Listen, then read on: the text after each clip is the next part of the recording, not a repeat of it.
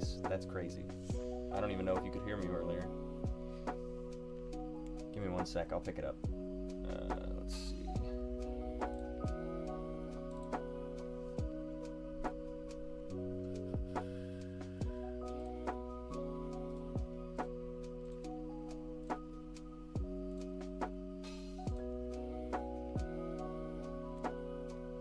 How about that? That's nuts. I gotta switch to OBS. I'll do that. I'm gonna get that fixed this weekend. This is so annoying. Every time I've opened this, it's a hit or miss whether or not my mics actually work. And it wasn't even my microphone. It's truly just OBS didn't load it in. Like, it won't find my mic that's always plugged in. That's so annoying.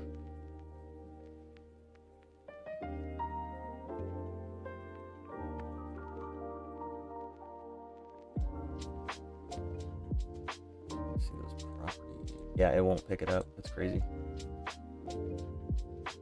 Well,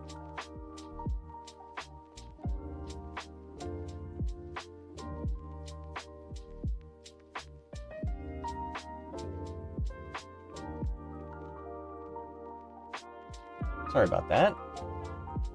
Hello. I said hi, I promise. You just didn't hear me.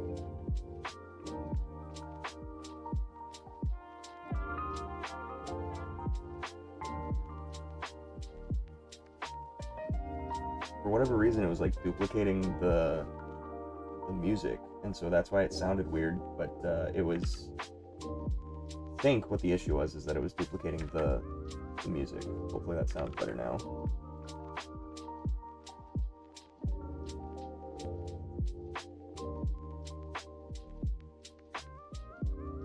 It looked like you were talking. I didn't say anything important, I promise, but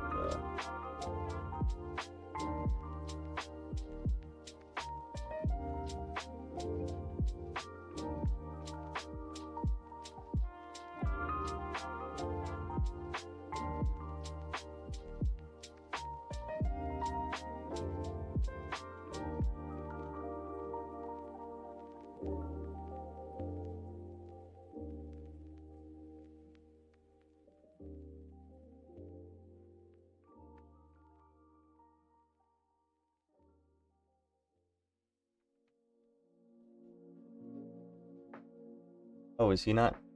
God damn it. What's happening? Let me fix this too. No, don't change the model. Settings. Microphone. Use microphone. Mic check. 1, 2. Microphone. Reload. Mic check. There he goes. Good lord. What is happening? I didn't turn off my computer. It just goes to sleep. Whatever. Thank you for pointing that out. I am bad at this.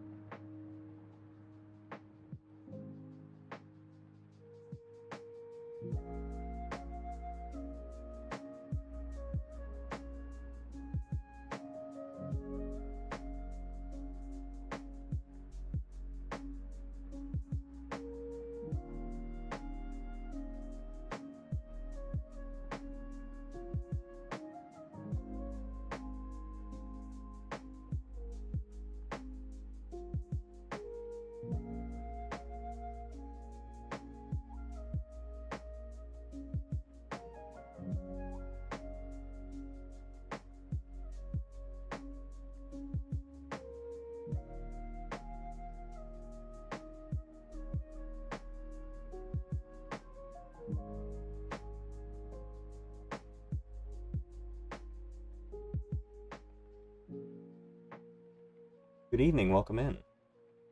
What's up? Thanks for being here.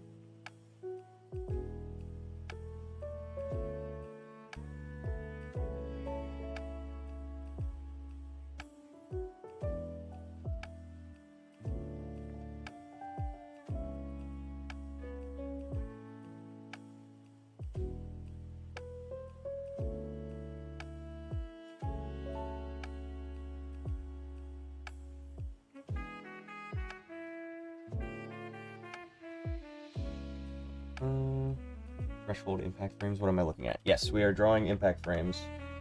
And I want to do like a hyper shading and try and elevate the reflectiveness of certain pieces of armor versus clothes versus, show his eyeball. Here, I'll play through it and you can see what it looks like, and I'll do a black background here so that you can see what I'm going for.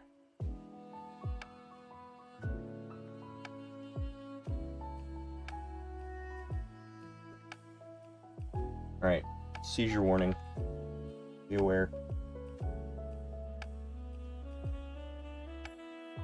3, 2, 1.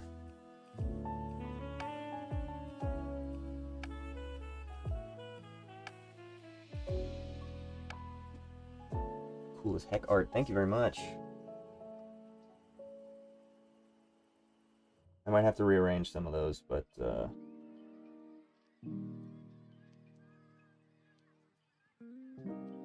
I'll have to see how it looks with this having a white background as well. I feel like that's kind of jarring.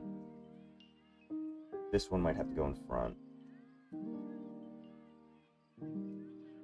Honestly, I think I like that better.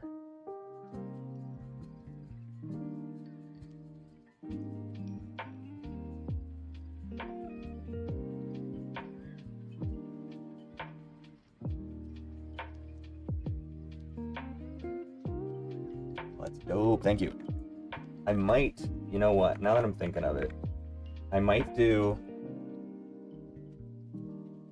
I don't know if you've seen the, I think it's the One for All, when he's hitting the punch and there's the light connecting all of the different generations, and it keeps bouncing between them, and as the ball is bouncing between, it like passes over top of him, and it like, his shadow changes because the lighting is hitting one side of his face and going to the other side, and that's where it delivers the speed because he's kind of staying pretty still.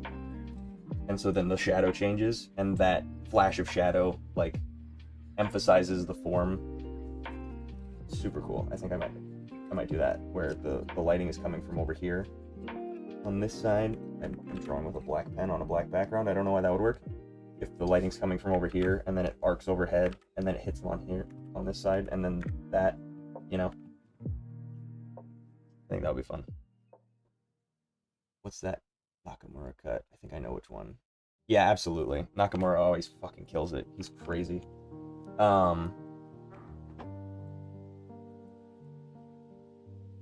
I watched somebody do a breakdown of all of his stuff, and I really liked the way that they summarized, like, he does high speed motion, but the motion itself isn't fast. It's usually a character is moving very slowly with extreme detail over the span of a large, like they're crossing large gaps of distance, but they're not moving very quickly. like when Deku does the thing where he like drops out of the back of a truck and he just floats there for a second, where he's not moving, but he is moving because they're going really fast. And there's a couple of other cuts. He did one in JJK with I think he did one in JJK with what's the guy with the Nanami? With Nanami, and he poses up and he just puts the knife in front of his face, and he's just like flying at Mach 5, but he's not moving. He's just holding this knife here, but the background is going nuts. I love that shit. That's such a great technique, and it's amazing that he was able to like essentially make that his thing. Like, that's such a good thing. And I think he did the Yatapon cubes. Innovator of the space, like genuinely fucking genius of animation. Everything is based on contrast, slow movement with fast backgrounds. Yes, exactly. Super cool. I don't think he worked on JJK. I think there was a big Yatapon inspiration. I don't think he worked at Mappa. He's Bones. That's fair. I have no idea. I just know... Maybe I'm thinking of... was it Concrete Revolution? Was that the one that he was on? There's some instance of somebody flying across a background and they're not moving, but the thing that they've got. Fuck, I want to see if I can find it, but I want to keep working. I can't get distracted this early. We'll get there.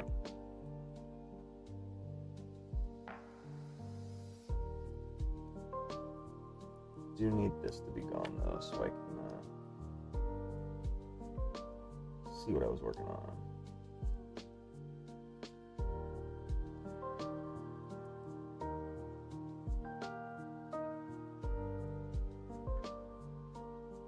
I guess I'm gonna have to keep this here so I can at least use that as reference. Why? What did I do?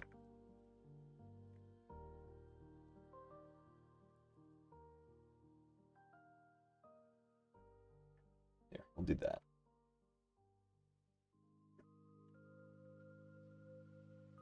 Yeah.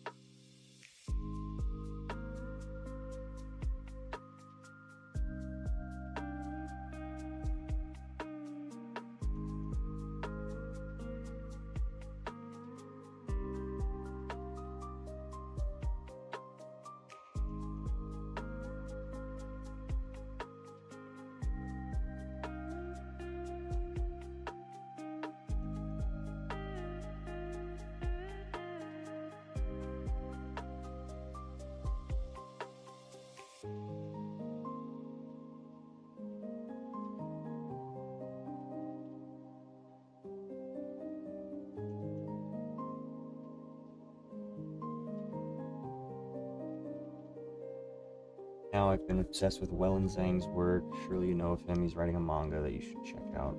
It is brilliantly paneled. Wellen Zhang. I don't know if I know who that is. Is this Toon Boom? This is Toon Boom. Let me look up Wellen Zhang. See if I've seen any of his stuff.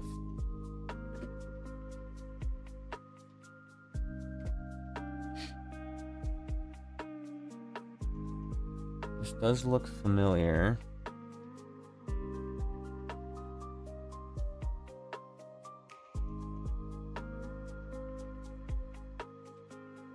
Popular animator Wellen Zhang to launch new manga.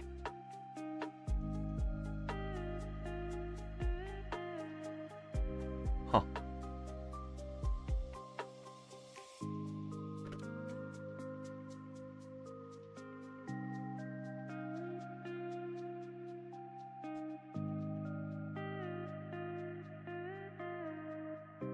Found a panel. No, it's on X. Can I just open the image? There we go. Ooh, I like the patterning. That's cool. Got like a texture. I like that. That reminds me of, I think it's Mononoke, not Princess Mononoke, but there's a show and a movie called Mononoke, and it's got very highly like gilded backgrounds and stuff. A lot of texture going on. I haven't seen it, but I've seen the front of it, the cover, the poster. Pretty cool. I like that style. I like the simplicity with the texture. That's really nice. Because it's kind of just like harsh outlines and shapes, and that's like one of my favorite ways to draw, is just like blocking in shapes.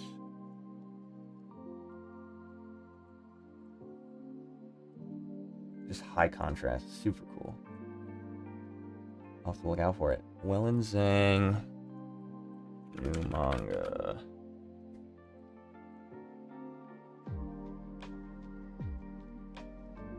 Has he named it yet?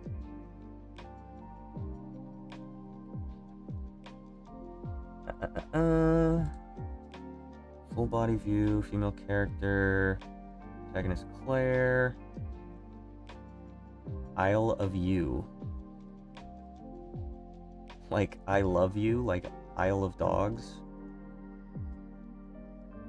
Isle of You. Interesting. I'm gonna put that on my list. Very cool.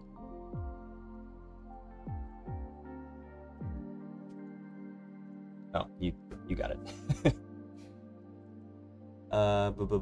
This is Toon Boom. You certainly have. Hi, by the way, I don't know if my greeting message went through or not. Yes, it did. I did see that. Oh no, wait, did it not? Let me check. It actually didn't. Your greeting message did not go through. That's so strange. You keep getting censored by, not Facebook, YouTube. But hi. I usually just say a general hi, and I assume everybody. I'm gonna stop, go ahead and draw lol, but the paneling on the manga conveys tons of emotion since he's an animator. That seems like right up my alley. I have a bad habit of not reading manga and just waiting for the animation because I'm so obsessed with animation. Wait. Ah, there it is.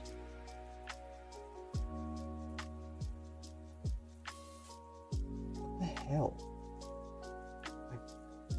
AI.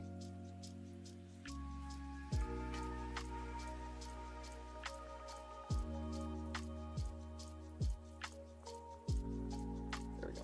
Just the fucking autocorrect changed it to an O for some reason. I'm like, no, I've never started a sentence with O. I'm not writing the Bible.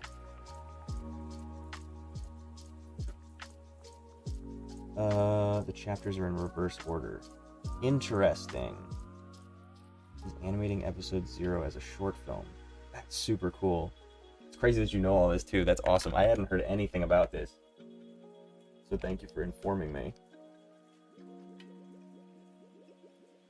This is why I love having a community where people can tell me what I need to know about that I probably don't. I'm very ill-informed when it comes to like what's up in media, because I don't, I'm not on Twitter, and I feel like that's kind of where people relay that information.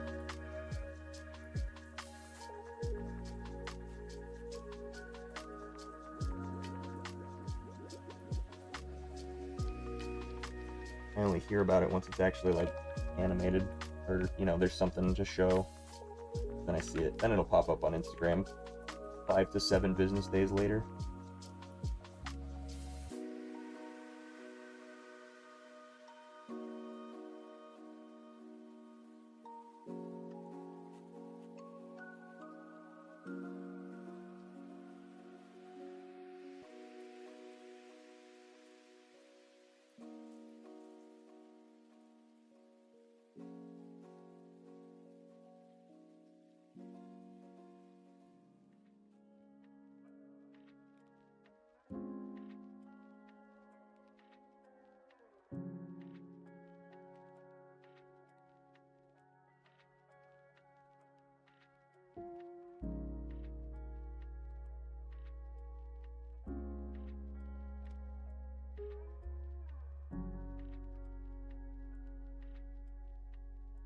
I love, and I know this is going to sound sarcastic, but I love spending all of this time on an impact frame just for it to be gone in 0.1/24 of a second. You know? It's so much fun. Because then if somebody who's a freak like me goes frame by frame, they'll get to see all the love and care that I put into this. It's like the best part. Because I'm just like, somebody will find it. Just be like, that's it. It's so much fun.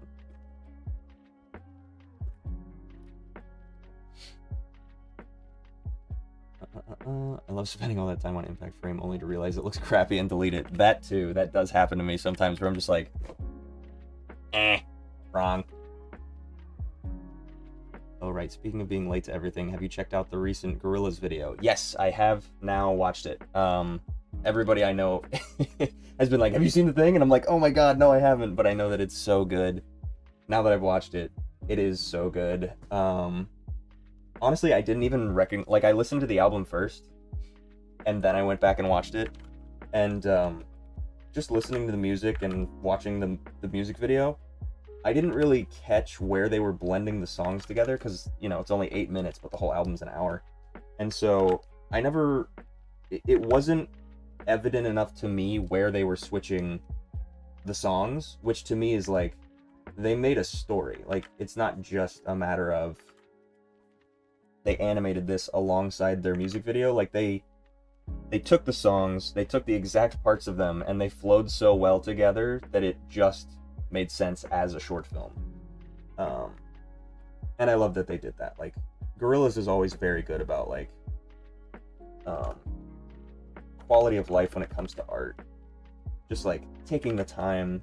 I mean, the whole thing itself, the project started as the guy being like, I could be a pop star so easily, and it would be really annoying, but I could just do it. And then he did, and he proved to everyone how easy it is. And then he was like, fuck it, I'm just gonna make this better than anything poppy and still keep it pop at the same time. And then he just, like, spent all of his time and effort making that just a project to work on, and just showing everybody else up, just being like, fuck you, like, this is so easy. You could spend so much more time and dedication and just be a good artist, but you're not. You're a sellout and you suck. And he's always kept the animation right alongside the music. He's got the other guy that works on it with him. And it's crazy to me how many people don't know Gorillaz' whole thing about, like, that it's just two guys, and they just, like, will have a bunch of featured artists who then help them. Like, they've got regulars, like the guy who does Russell's voice. They have regular people on who do raps and stuff. But, like, that it's just two guys that were just like, let's make a band. Let's invent a band that doesn't exist. It's so funny. And so everybody's just like, well, there's a person. Each of those are people, and it's like, no, it's a creative thing. They made those people up. They don't exist. Noodle isn't real. Unfortunately, she's so cute. But, like, I had to tell somebody. One of my coworkers one time was like, I'm going to a Gorillaz concert. I'm really excited to see them. And I was like, oh, who's your favorite member? And they were like, I like the drummer guy. And I was like, so how do they do a concert? Because they're not real. And she was like, what do you mean they're not real? And I was like, well, they're not real people. It's like, I mean, there are real artists, but, like, he's a producer. He makes all the music beforehand. And then she was like, what are you talking about? There's a full band. And I was like, well, sure, but, like, when they tour, they just hire local artists to perform with them. Like, there's no consistent group. It's just a guy who makes music independently. I mean, he's a guitarist and vocalist, and he does all the instruments, but, like, he can't do all of them at once. So he hires other local artists whenever they tour. It's really cool. And she was like, that's insane. I didn't know that. I just assumed that they were going to be there. And I was like, there's going to be people, but it's not going to be them. It's very funny. I love that shit. It's such a good project. Hi, welcome in. Sorry, I'm rambling about the new Gorillaz album.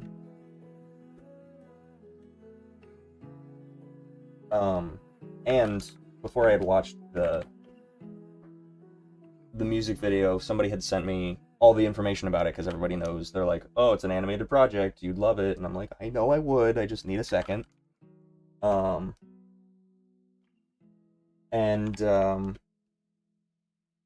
So I got a bunch of backstory to it beforehand, and apparently it's about how it's like the experience of grief, and like the stages of grief, essentially, and processing stuff, because both of the artists in the same year lost their dad, and so they were both not feeling great over the last few years, and so they made this piece to be a very in-depth breakdown on what that feels like, and just how they process that traumatic event,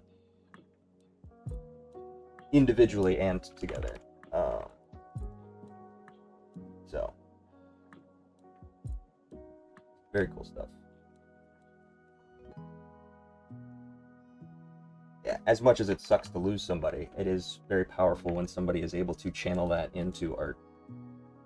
And I think that's what's the best about art, is that like there is purpose to it. You can use it to help you manage grief or guilt or stress or anxiety. Like, it is very powerful.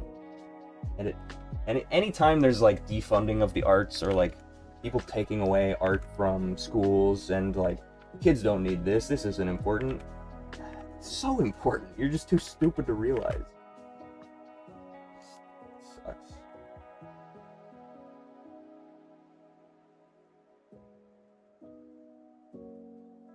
Which is why I always encourage people to make art in some capacity, because it is, at the very least, therapeutic for you. Whether or not it's something that you want to share with people, up to you. But at the very least, it's therapeutic. Therapy is also important, so don't use it as a replacement, but like, you know.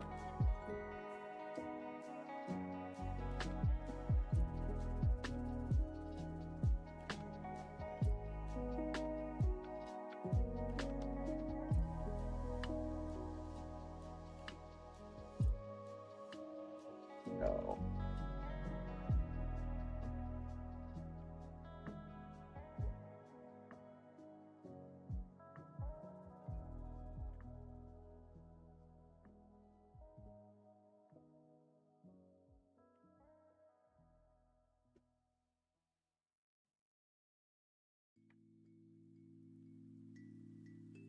I'll add some more here, because it is direct light.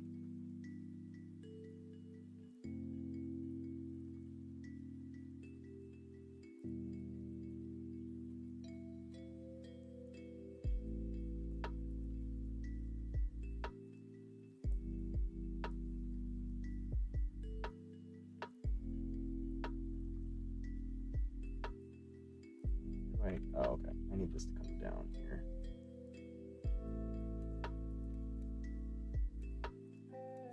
Just be blown out.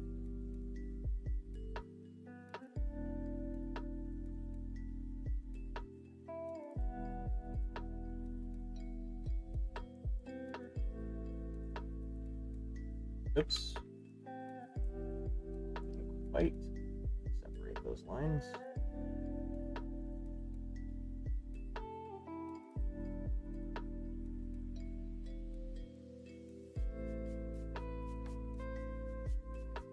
Alright, let's hope this looks good in practice.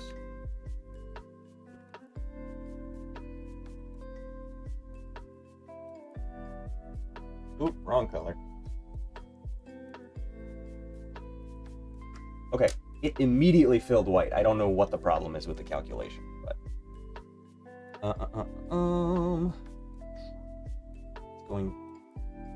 it's like going to a Tame Impala concert and being disappointed that an actual Impala isn't there. I mean, they weren't expecting gorillas, but they just didn't know that it was just one guy who does the music and one guy who does the art and the characters, and so they were expecting like a guy who represents Russell, a guy who represents Tootie, a guy who represents Murdoch, a guy who represents, or I guess a girl who represents Noodle. So yeah, I had no idea they came out with a new album. Super good. Super good. It's a very experimental sound, but it is still Gorillaz at the heart of it. Like, there are a couple where it's truly just like instrumental ambiance. You know what I meant. It's just truly just fully instrumental, but it's very beautiful instrumentals. It's not like Feel Good Inc. It's not Clint Eastwood, but it's closer to like I'm trying to think of what their other stuff, like a little bit closer to Saturn's Bars, but without the vocals. Just a more mellow droning. There's a couple of songs where there's rap, and there's a couple of songs where there's vocals, but like the lead in is just a full, I want to say it's like 7 minutes of just, maybe it's only 5 minutes of just ambient sounds and some orchestral stuff. But it's very good. Go into it with an open mind. Don't go into it expecting new bangers from like the classic 2000s Gorillaz. And keep in mind that it was very specifically an art piece for them to process their grief. I had to delve into the lore because I realized there's a whole story behind the albums. It was really fun to experience all at once. I saw that trailer for the Gorillaz film short. Did you watch Chainsaw Man Season 1 and or the movie? Yes, I did. I watched all of Season 1, and I watched the movie in theaters. I was very excited about that. And it was so good. Like, that was one of the things, me as an artist, I like to watch movies. And so, in watching movies, I like to process them and, like, critique certain things about them. And so, one of the critiques that I have about certain movies is, like, if they can't stand on their own as a film, I don't like that. Like, for instance, I was just talking to my friend about this. I don't like the sequel to Blade Runner as much as Blade Runner itself because it relies so heavily on the original. And I think that, like, it would have been a 10 out of 10 for me if, just based on, like, the story, the setting, like, the environments are so sick. The story is pretty decent. I like the concept behind the story of, like, what a synth, how that humanity is processed by somebody who recognizes that they aren't human, from that perspective, rather than, you know, it was from Harrison Ford's perspective in the first one where he was not. But yeah, it relied on the original, and I'm not going to spoil anything, but it relied on the original heavily enough that it, to me, was weaker than if it had just been its own story. And so for Chainsaw Man, the movie, very specifically, I think it stood the testament of, like, being a film that can stand alone. Did I go see it with friends who hadn't seen Chainsaw Man? I'm trying to think who I saw it with. No, now I remember. Yes, I did watch it with a friend who hadn't seen Season 1, I think. Had he seen Season 1? I'll have to ask him.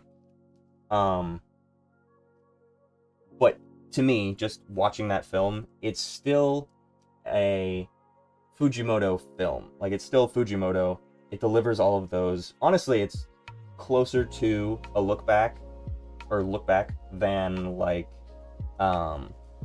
Chainsaw Man as, like, this action adventure. There's still action in it, don't get me wrong, but it was very Fujimoto. Like, it was his voice. It stood out. Ooh, do I want to do the slash? I should probably do the slash, huh? And so just that it was a standalone film was inspiring to me. I was just like, that's good shit. If you can stand alone as a film, that's highly impressive. Let's erase this. Oops, I'm on the wrong. Hold on. While I was processing, it went back to this. No, it's still gonna process. Anyway, but yeah, I like Season 1. I love the movie. Good shit. What are you animating? Just curious. I am animating, I made an animatic for a manga that I had read that was super cool. It's from, I'll just get it out. It's from, Power Dungeon.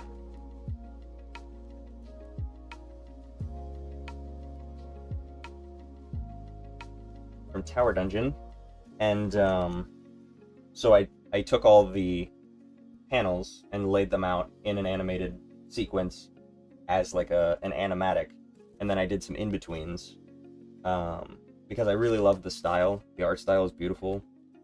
Backgrounds are gorgeous. The line work, I think, is my favorite, where he really knows where to draw the line of simplicity versus complexity. Like, in the way that he even designed the characters with these big cloaks, it's very cool to just have these shapes of little characters here. I'm going the wrong way. Working with cameras hard.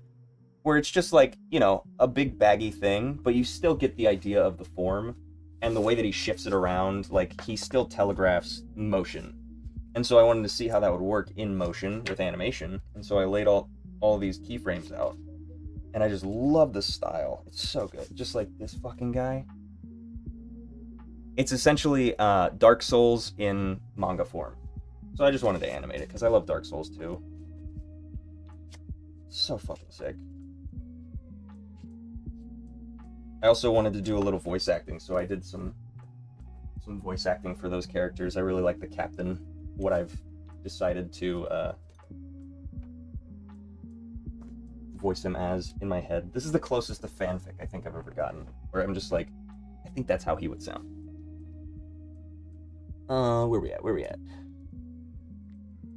Reminded me of Kataka's Vanisher, Horizon Scraper, even though they are really different. Wadeka. I don't know what that is, actually. Girl. Oh, I was gonna say. I was like, what animated thing is that I haven't heard of that sounds like Chainsaw Man? Or that resembles Chainsaw Man? Why is this a shape on my...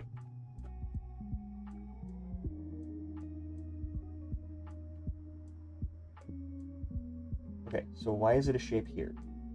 What happened? It's not part of it. I don't know what happened.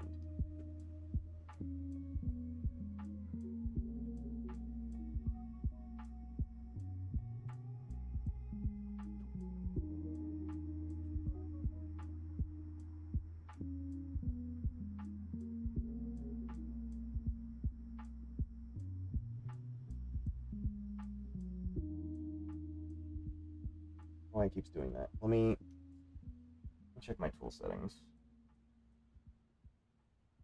No.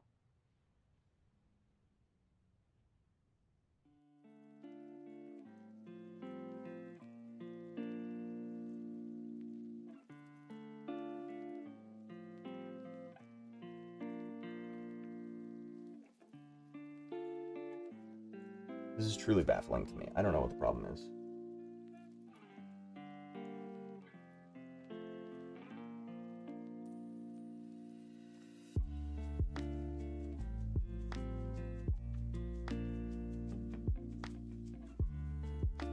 Whatever. I'll just draw on top. It's fine.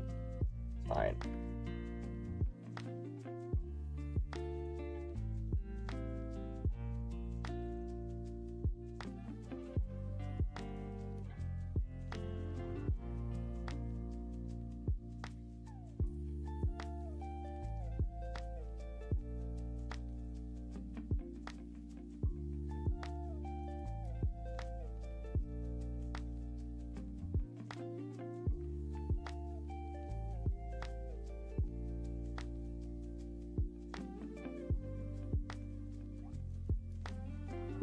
That's why I didn't want that there, because that's going to be an issue. You know what? Fuck it. I'm just going to move this out of the way. Fuck it, we ball.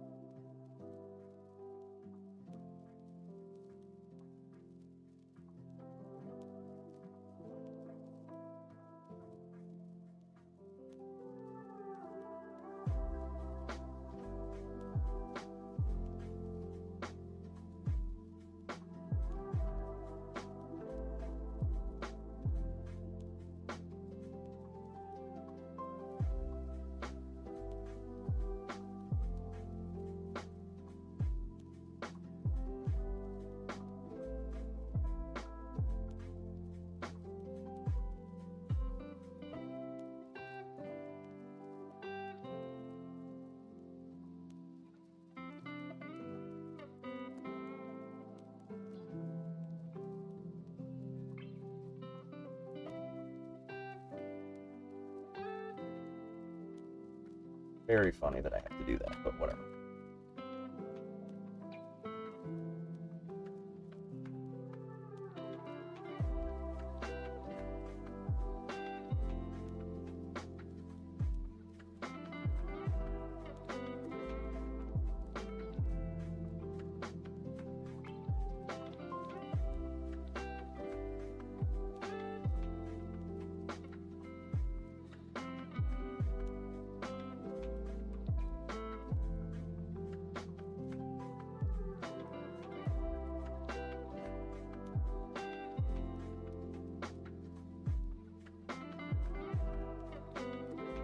We have some panels right now, and I love the quality of the line work. How the lines are clean, but some of them have instability. Absolutely, that's like the key part that I love. Is just like it.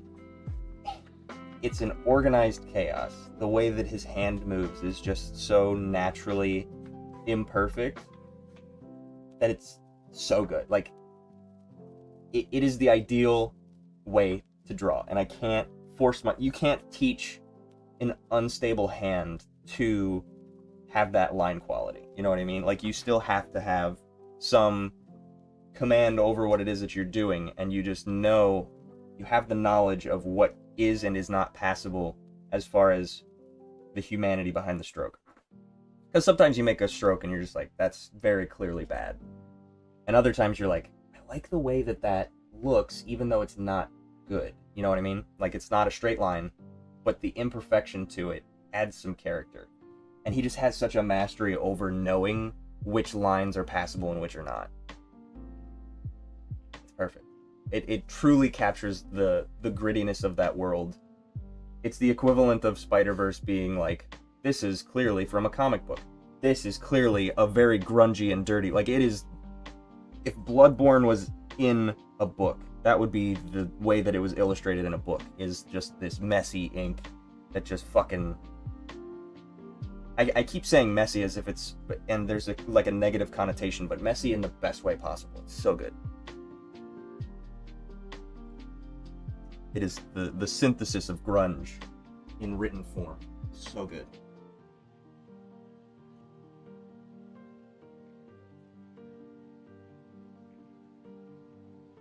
Looks like it was a fully connected work that has been compressed and then drawn over so little details in the line work go away.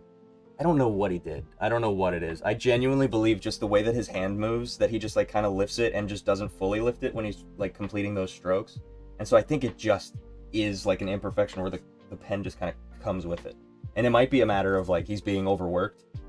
And that sucks. I don't want him to be overworked. I want that to be a natural flow.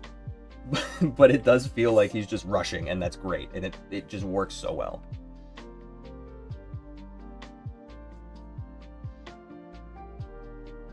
Drink your water. Hydrate or dihydrate. I'm running this back, so avert your eyes if you have seizure proclivities. Seizure warning. Alright, I'm going to analyze these impact frames.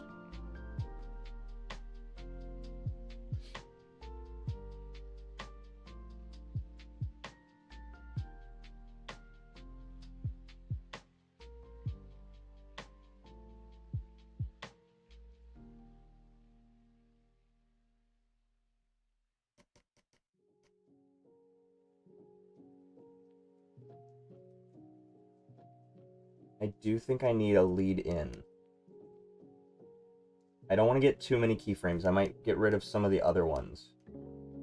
But if I want that impact of...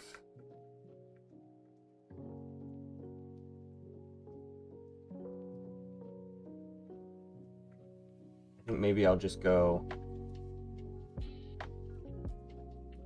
here with it. All the lines kind of converge on the back end of him.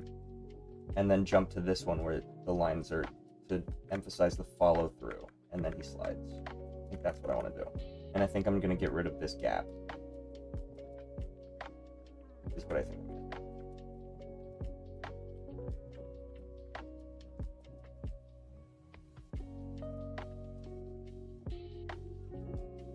Because that's easy. Just a basic invert, But then I really like the brush strokes following the slash.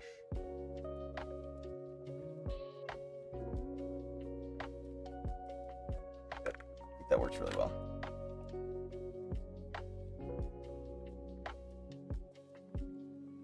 Okay. Why not full screen it? For me, at least, the background shapes flashing distracts me from the impact frames themselves. That's a good question. I just prefer to have that knowledge of like what's on the outside of the screen. Not specifically these shapes, but like I can pretty well analyze the shapes without really isolating them. And sometimes if I'm struggling with it, I'll do this, where I literally just do the director to isolate what I want to see. And that works well enough. I don't think I missed anything. I think that was more of just an overall. When I get into the nitty gritty of like what it is that I do and don't like, I would do that. But I think just for that instance, I was thinking of like how specific parts of the frame work. And so I was seeing like here, I want that to get like from here to here is too big of a jump for the eye. So I want to ease into that, and so I'm going to have lighting kind of flow across and then isolate. Is what I got going on. Because, like, harsh shapes into this stroke, the texture of it, it's still pretty well filled in, so it's not super hard to read, and maybe I even switch these two frames and try that. And see if that helps ease into it, since this is mostly white here. But I feel like that lack of back and forth is going to be less impactful. I still want it to be impactful, impact frame, but there's no harm in trying. Let's see what that looks like.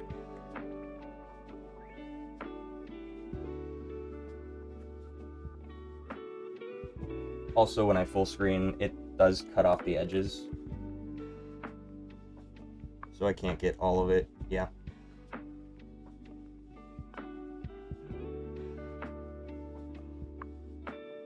But you know, more or less, and then I can just go like, I'll just go like that.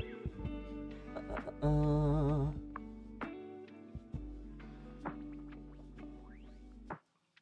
right.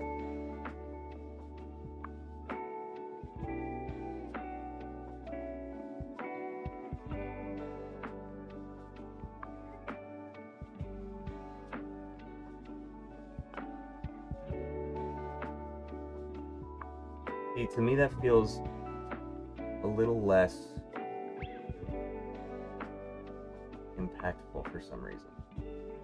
And I do think it's something in the brain of like flipping between.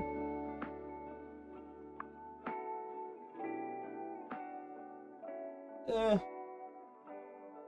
see what you're saying about those background frames.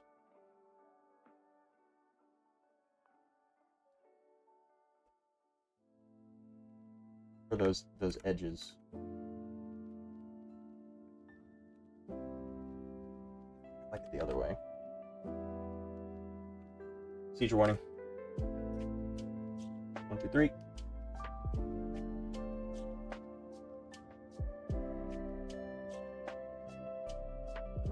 There's something intentional about that flash back and forth that I think helps trick the brain into that, like, because you're switching so drastically between the contrast, it like your brain sees it as being a bigger deal than it actually is.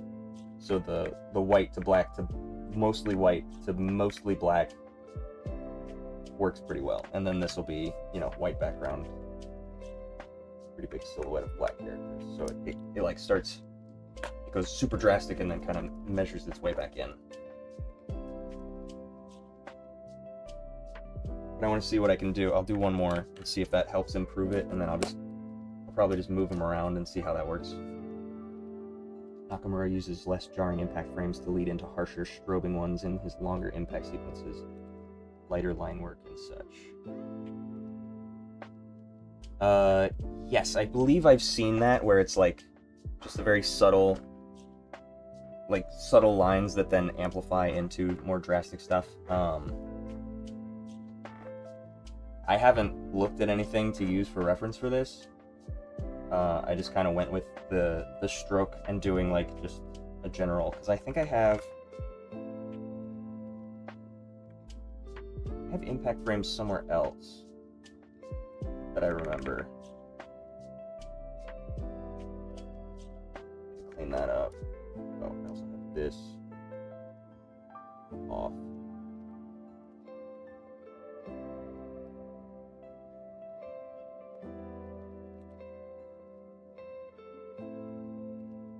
Oh, this one I feel like is a little more Nakamura.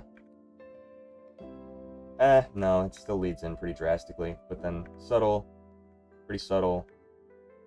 I think he does a lot of like white flash with very minimal black explosions out, if I'm remembering correctly, the one that I'm thinking of.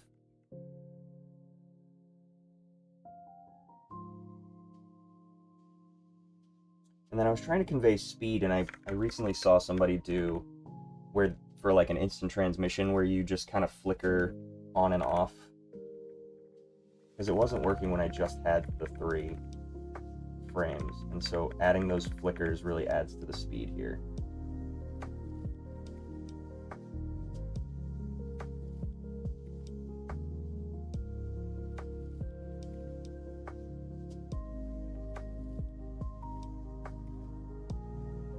Started here. Seizure warning.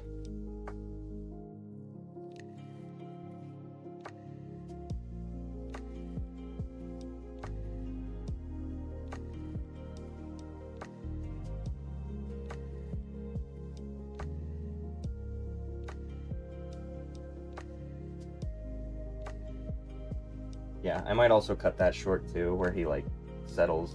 You can see his clothes kind of breeze, blow in the breeze. Might get rid of that to translate the speed a little better.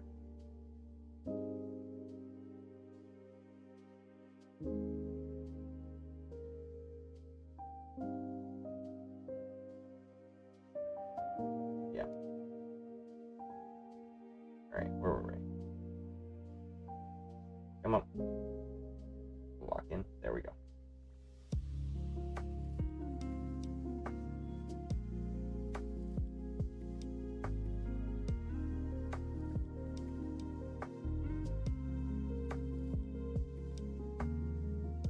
Alright, so I still have to animate him coming to a rest.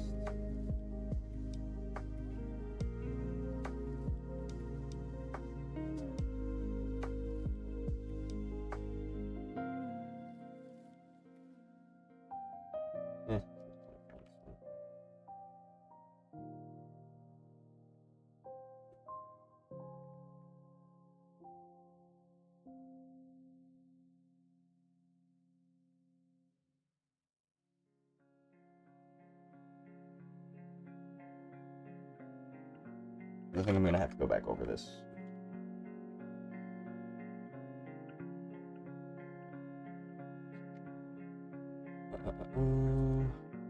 Basically used parts of the animation I posted in the Discord. Yeah. As a Nakamura impact study. For sure. He loves the cross flares. Yeah. Yeah, he likes to do he just like pops them all in. Those are usually really good. The Deku punching that one, what's his name? Overhaul. I almost said overdrive. Overhaul. Punching him in the face. Super clean. But again, like, I love how he ramps up the impact by adding all of this slowness right before all that speed. So good. Him just floating in the sky millions of miles above the earth just to get punched in the mouth. So clean.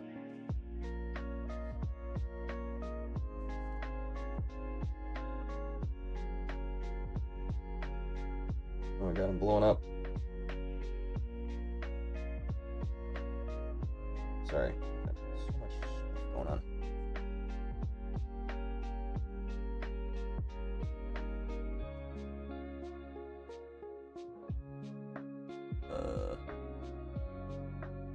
Sure.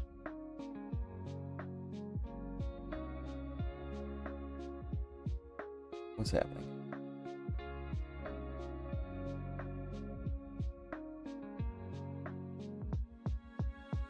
Catching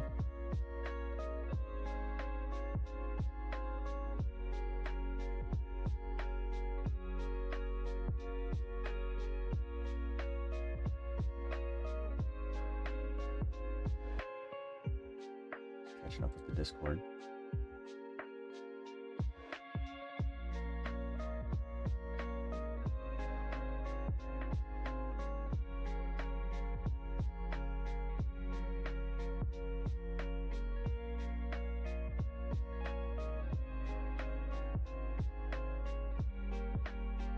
Alright, my friend keeps sending me pictures of his cat, and it's the cutest fucking cat I've ever seen, and she snuggled with me last night, and I could have died. I would have died a happy person.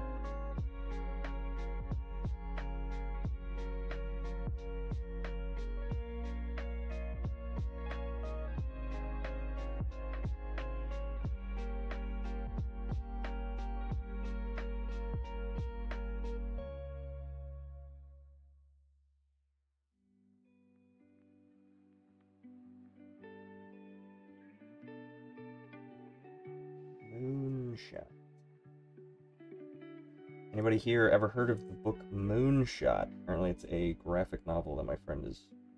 comic collection, sorry. That my friend is recommending me. Moonshot. Put it there. I already have... oh, that's not the word. I don't think I already had that on my list. But it's on there.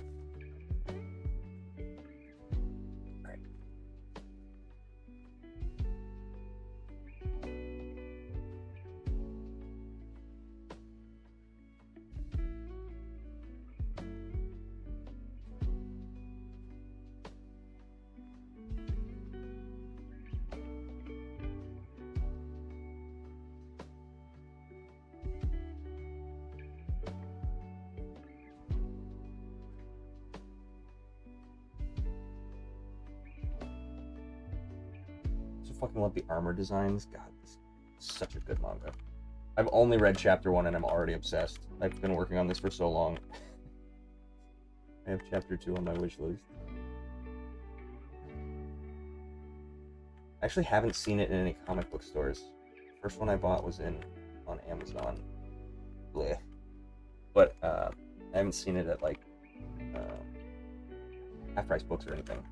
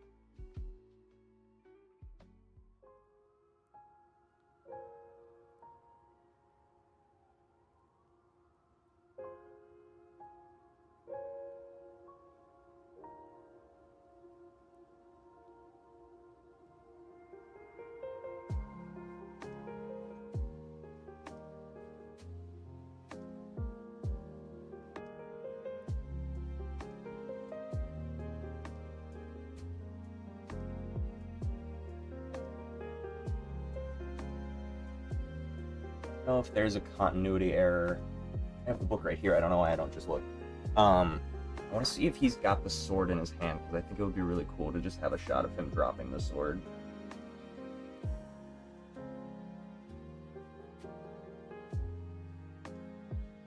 Look and see if he uses it.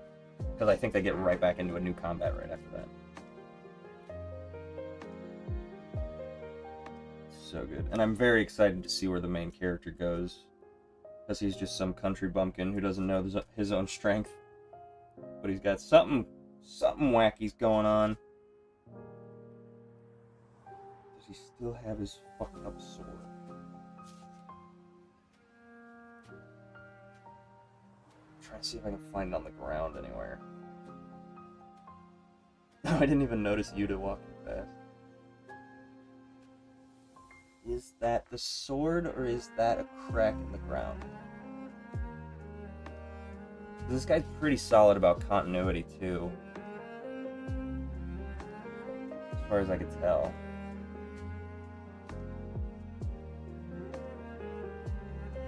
And I want because the captain's such a cool guy, such a good guy, that like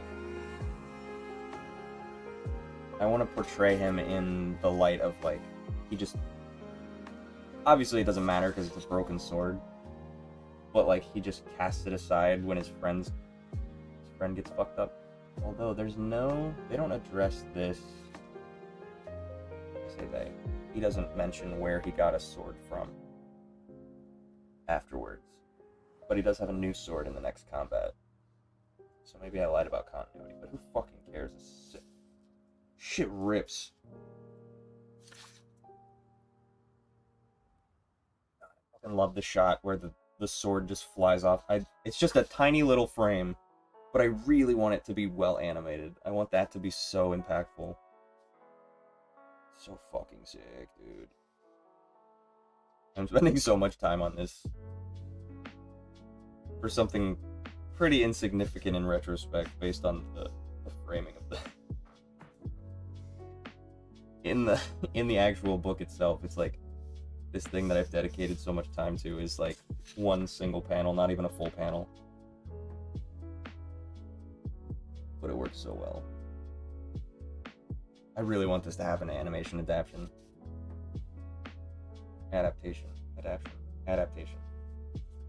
I want it animated, and that's why I'm doing it. And then they'll hire me, and I'll have my own studio, and I'll be famous. Oh my god, I love this shot where his fucking body is completely separated. Oh my god. Sorry, I'm just geeking out over this.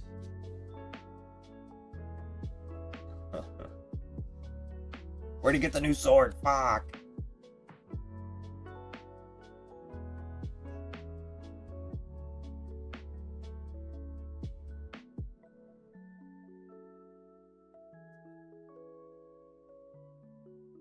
Damn, there's some really good details. Really sick. Like gore, but not gore, but at the same time, it's like... It's fucked up. That's fucked up. That guy's separated from his legs. Just make the anime adaptation yourself. It's not like GTA 7 will come out before you finish. You know what? You joke, but like, I could absolutely turn this whole thing. I could do just like, because this is probably the most intensive part. Like, even the boss battle isn't nearly as intensive to me as that, because most of the party gets subdued pretty quickly. So like, I could probably do this entire book. Not that there's just like a bunch of dialogue that's wasting time or anything. Because my other problem with animation is that I get so hung up on the little details, and not because it's not important, but because it's important. One of my favorite things about Fujimoto is that in all of his animation, there's so many human moments that are so telling of the character that people just miss when they're watching regular anime. Like, I don't know how Goku puts on his shoes. You know what I mean? Like, he's never done it on screen. I'm sure there's some instance where he has, but like, they've never like indicated these personal moments of these characters in other anime where it's just like, and maybe they have just because they've had such longevity, but like, they never went out of their way to show that. They didn't give it the time and attention that it needs to be a moment of character development. And that sounds crazy. It sounds batshit insane to be like, oh, how you put your shoes on is very telling. But it is, like... In Fujimoto, I was watching Look Back with my friend, and I fucking cried. There's a moment where one of the girls is putting on her shoes as she's rushing out the door, and she, like, reaches down to pick it up, but, like, kicks it with her foot, and it's, like, the crazy... I was like, why did they animate that? I know why they animated that. It really... It cemented that as the most human example of, like, panic. Like, that's just the most human thing you could possibly do, is scramble for something. And it cemented that character as being this, like, you know, just kind of energetic, going at it, like, it's... Oh my god, like, more impactful than if she was, like, running everywhere all the time. Like, I get it, she's energetic, we get it. But, like, to showcase that little thing, eons more telling than any other thing that you could have done. Like, just... And there's just not enough of that. There's not enough of that. that's so much more beautiful to me is like just the little like how somebody would tie a tie. Like Aki does that. Like every day they show everybody's like daily routine. How Aki ties a tie, how Denji eats, how Power cuddles with her cat. Like he's a fucking genius when it comes to character development, and I think that's why his characters are so much more impactful. That's just me. Anyway. I love Fujimoto. I've just been on a bender of Fujimoto so recently. I read what is it, 18 through 21? What's the one? And I have 22 to 26 on my desk right now. What's the other one? I read something else. Oh, Goodbye. Is it Goodbye Eri? Where is that?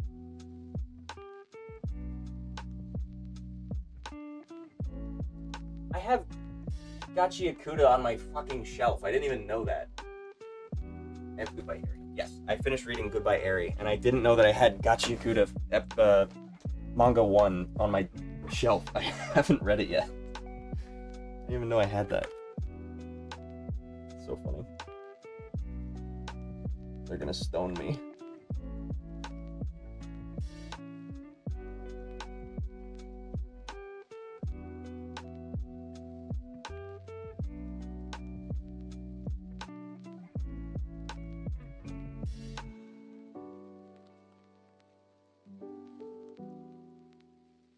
People hated Chainsaw Man Season 1. I remember reading about people disliking it because it's too realistic. The lighting and direction weren't bombastic enough for the audience. The director got fired before Reze. Really?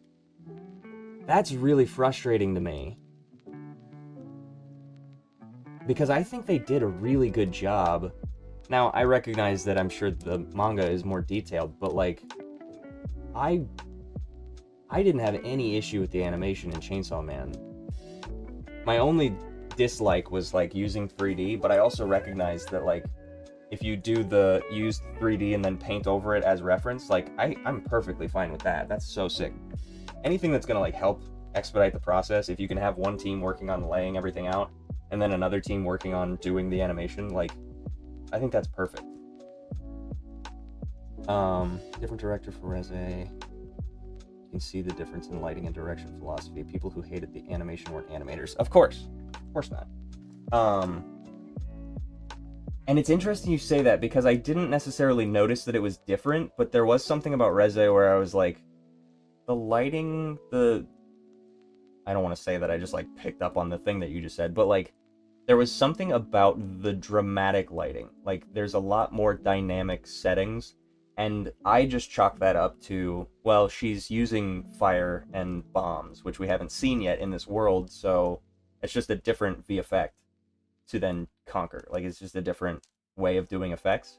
And so, specifically fire effects. And so I was like, it's probably just that. Like, there wasn't anything that I was like, this is so drastically jarring that it's bad. Because it's still good. Like, I love the movie. But, I didn't know that it was a different director on either, on between those two. And I haven't read the manga. I read chapter 1, but I haven't read anything else to know what it should look like, I guess. Because, like, in looking back on chapter 1, that's another one that's very gritty and, like, messy, quote-unquote, but not. Like, obviously it's organized, but, like, the one thing that I'm thinking of from chapter 1 was him with all the zombies, like where he's standing on the pile of zombies. That's so detailed. Like, he drew every single individual zombie, and it's like, brother, give yourself a break. Like, that's insane. Like, you could have just made it a silhouette of just a pile of bodies, but he went in and did every single goddamn zombie. And I think I've seen the frame of the same thing in the Infinity Hotel. And I'm just like, man, that guy's fucking dedicated. That guy's fucking good at his job. But like, goddamn, he needs to take a vacation.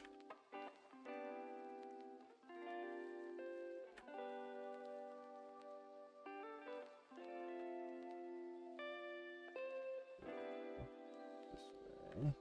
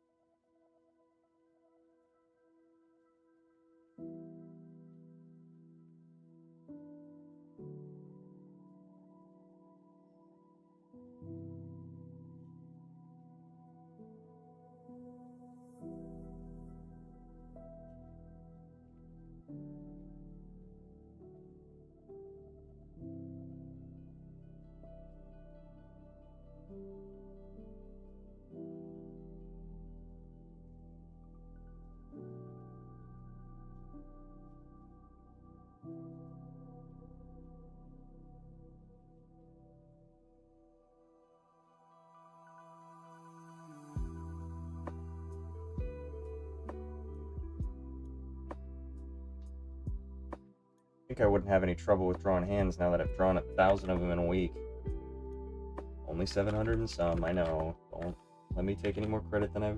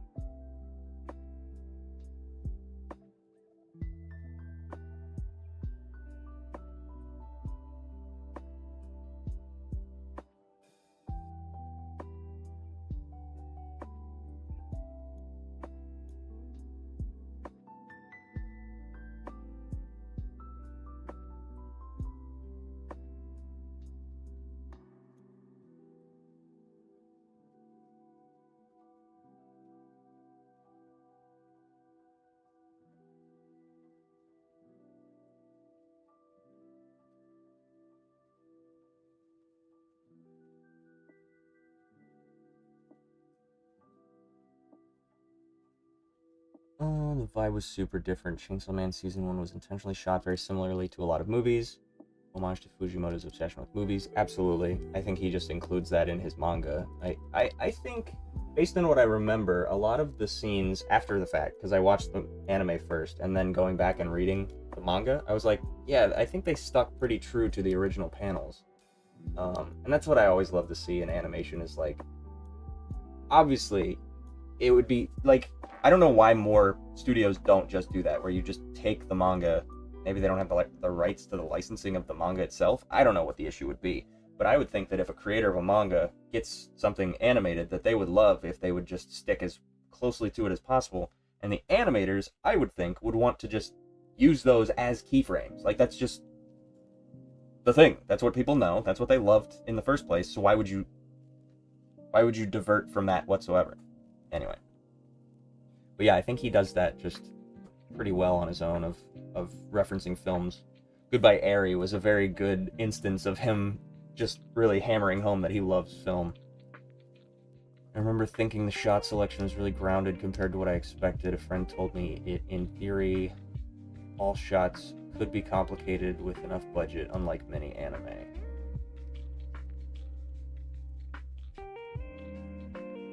Oh, could be replicated IRL with enough budget. Yeah.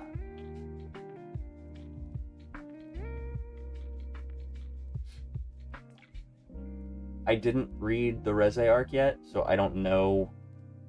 Maybe they dialed it back, but to me that sucks, because, like, season 1 was good. Like, it was fun. There were so many good shots. Like, I don't know. I think they should just make it perfect. I don't know why that's so hard. Just do it. Just make it good. I don't see why you wouldn't make it good. What the hell? I don't know the ins and outs. I don't know the politics behind everything that happens in a studio, but I'm sure there are.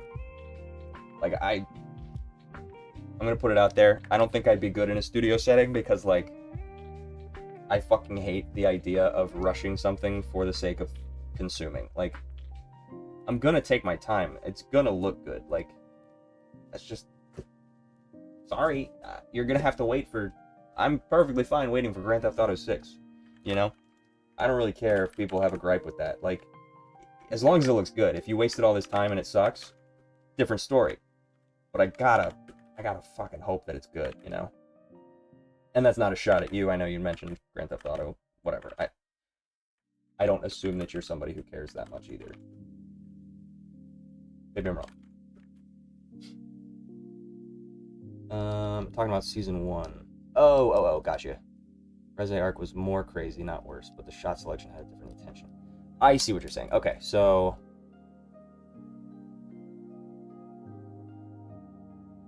people wanted it to be more dynamic in season 1, and they just assumed that the lighting was the issue, I guess. I don't know, because, like, I didn't hate it. I thought it was really good.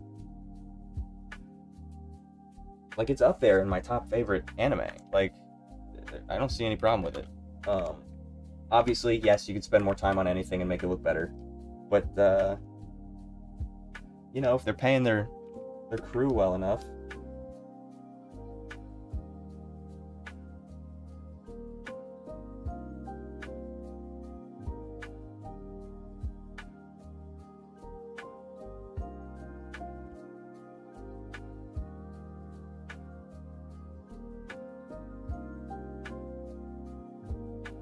and that's what they're able to put out in that short amount of time, then, you know, keep doing what you're doing. I don't know, it's hard for me to swallow any idea of, like, this should be better, because, like, I think that's what happened with One Punch Man, where it was the instance of, like, we're gonna go with a cheaper studio to get it out faster, and then season 2 sucked, and then from what I've heard, season 3 sucked. I watched season 2 and it was bad. They completely changed the style, like, it was completely off model, and that pissed me off, first of all. But then season 3, from what I can tell, was just a bunch of fucking keyframes moving around, tweening. I was just like, what are we doing? Why did we not just wait? Just be patient. Be patient. Wait for good things, and good things will come. If you wait for bad things, then bad things will come. If you have the limitation to wait for the bad thing, then it will be bad. Like, if you can only wait until it is done to the badness, that's what you're gonna get. So I understand the idea of, like, we gotta get this out while the hype is still up. The hype's not going anywhere. If it's a good story, and you nail it season 1, which they did, the hype's not dying. I can tell you that. If anything, if it goes down, and then you can release something that's fucking insane, the hype shoots up more. Like, there's no, you know? Like, Silk Song. Like, yeah, people kind of fell off from Hollow Knight. They were like, I mean, there's so many people who love Hollow Knight, don't get me wrong. But, like, you know, after the DLC, they were like, alright, we're gonna take a minute to finish Silk Song. And people were like, hurry up. And they were like, no. And then when it came out, it was phenomenal. And then people were like, fuck, we should have let you take more time. You know? One of my favorite YouTubers who knows quite a bit about the industry made a video on it. I can send it to you. Yeah, sure, send it in the Discord. I can check it out. Specifically, the behind the scenes of Chainsaw Man, I assume, or like just in general how the animation industry works.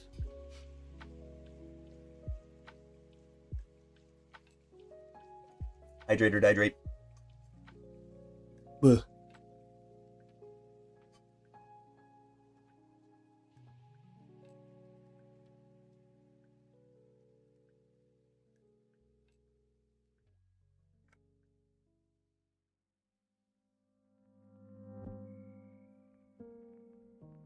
Video specifically about Chainsaw Man and the animation and the public reception. Got it. Okay. Yes, I would love to check that out. That'd be cool.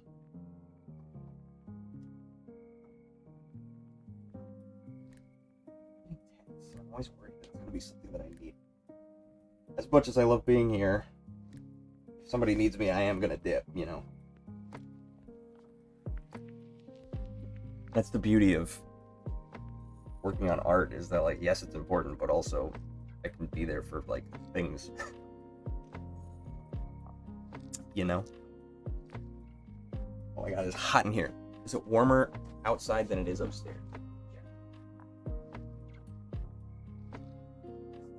Oh, it's 72 degrees. Ooh. Got a fan.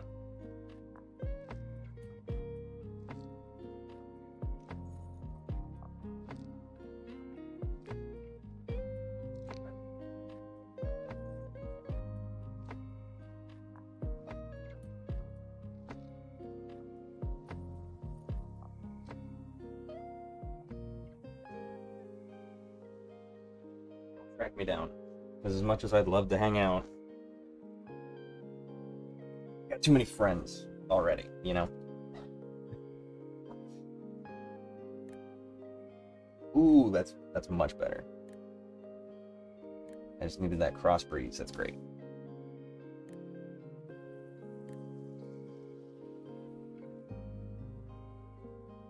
Okay. I have to remember to close that if it starts raining.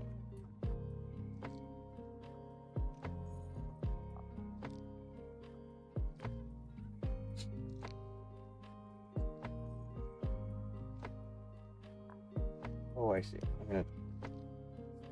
I've been fighting that green outline for this whole time. Why didn't anybody tell me to turn that off? I'm just kidding. Stupid. Stupid. Stupid.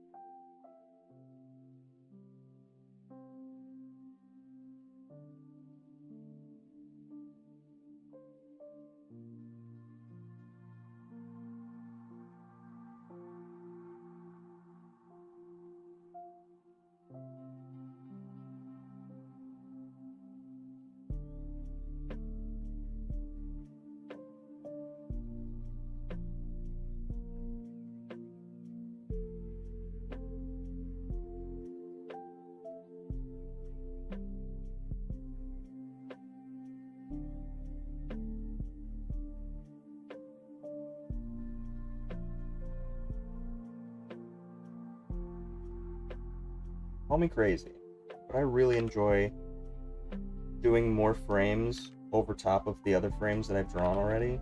Like I'll redraw rather than just copy and paste, just because it adds like another level of that human touch.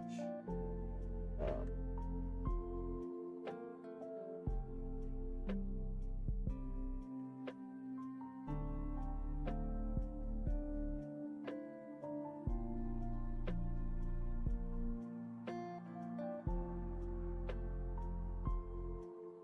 like yeah, I could just copy paste that, but like adds more.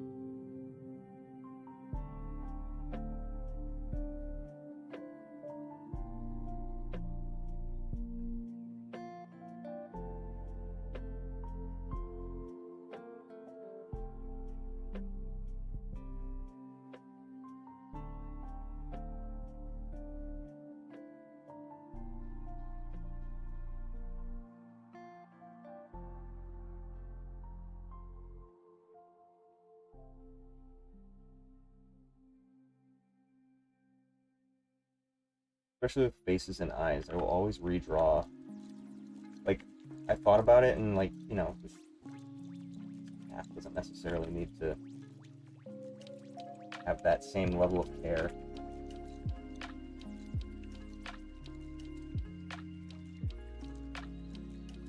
But just that alteration really sells the settling of the arm swinging back and forth. Like just that human error of where my lines aren't going to line up adds to the idea of just a very subtle change. I feel it looks odd if it isn't drawn over, at least in like 3D, at least. It feels almost like a storyboard. Yeah, and that's kind of where I came from the idea with my animatic. For this, I was very much like, it's done, but it's not done in the way that I would consider done. Like I looked at it and I was like, it needs to be more movement for it to feel more alive, to really sell it. And so I just keep going back over and over several iterations, and I'm just like, as much as it's like not important, it is. That same thought that I had where I was just like, I love when people are tying their shoes or whatever to really showcase their character. I want to do that with this.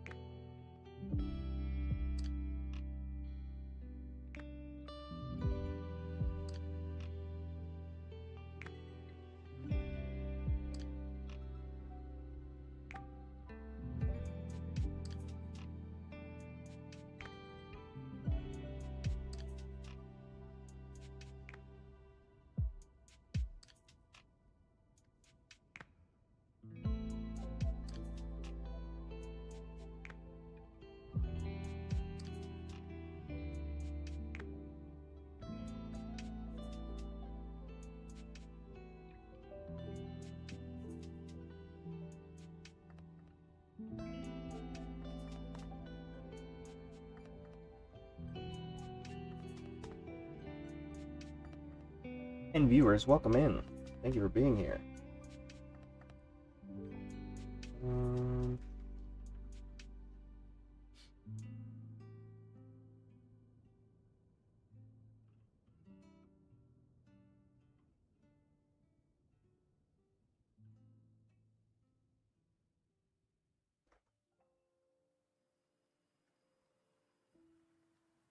might be bots. Who knows?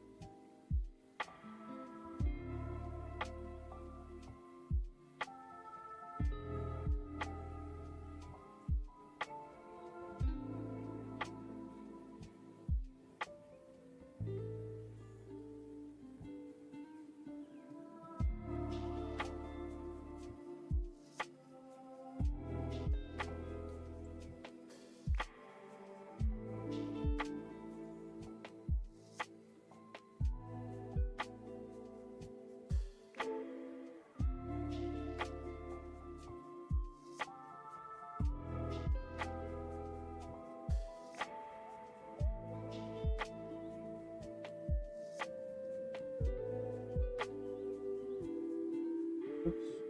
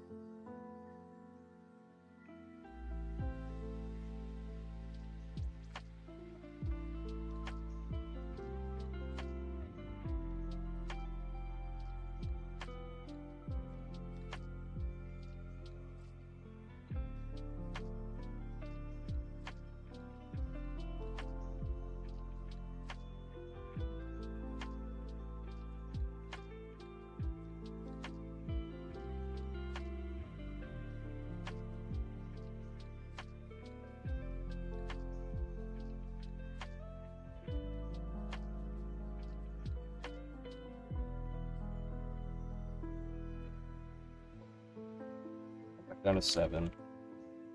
That's okay.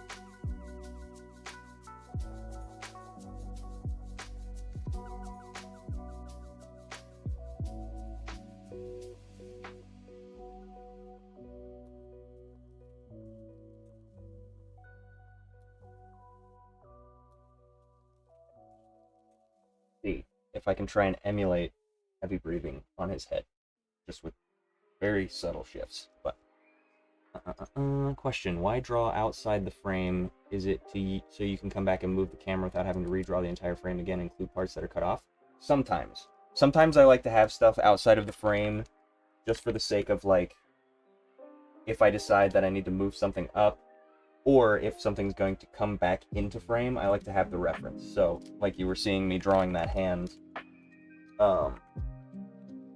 doesn't super matter for this, but I still want the, like, this leading line down into the wrist. I still want to know where that is, because I want this to swing back a little bit and then come back forward. So there will be, like, a hint of it a little bit more. And so at the very least, I have more of it. And I try not to spend too much time on stuff that's out of the frame. But for this very specifically, that was me, like, brainstorming the perspective of where the hand is. Like, I want it to continue to hold, like, at rest. Your hand is, it dangles, and it, like, your fingers kind of curve up like that. So I wanted to emulate that. And so that was why I was workshopping it there. Not specifically because it's going to be out of the frame like that. Obviously, it's not important for this frame specifically. But as it carries on, I wanted to see the positioning of the thumb in reference to the palm and have that, because then I kind of want to turn it a little bit. And so you really won't be able to tell if I keep it there, but I do want to kind of show more of the palm when it swings back in. That's why. Same with the sword. Like, I just like to know where it went, just in case I ever decide to bring it back. And you can kind of tell, hopefully, that I was trying to go for, like, an overshoot where the arm goes back here and then swings a little bit forward. And I didn't necessarily need to showcase that with the full arm, but it did help me later on when I decided to, like, that motion kind of carries all the way up the arm. And so you can see the forearm ease into that positioning, and that's just by virtue of having been connected to where I put the hand. And it makes my job easier in a weird way. But, you know, I'm also just weird. Sometimes I decide that I'm going to move stuff. Eventually, I might reframe things. I like to have the opportunity to do something if I can, without having to go back if I'm lost. If I haven't done this scene specifically in a while, I might not have those thoughts, so I'm like, might as well tackle it now. And it's good practice just to be like, yeah, I can just whip out a hand real quick if I have to. I think it's really good to have that awareness of the frame, personally. I get it, if something's gone, it's gone. Completely fair. Probably expedites your process, but me, it's not specifically about, like, speed at this point. I'm just trying to make stuff that looks good, and sometimes I just like a hand, you know? This is a pretty solid hand. Having drawn it from imagination, I did glance at my hand, but, you know, only to get the knuckle positioning.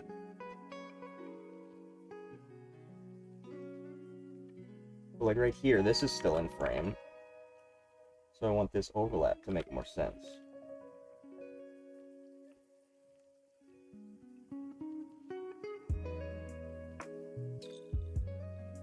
But yeah.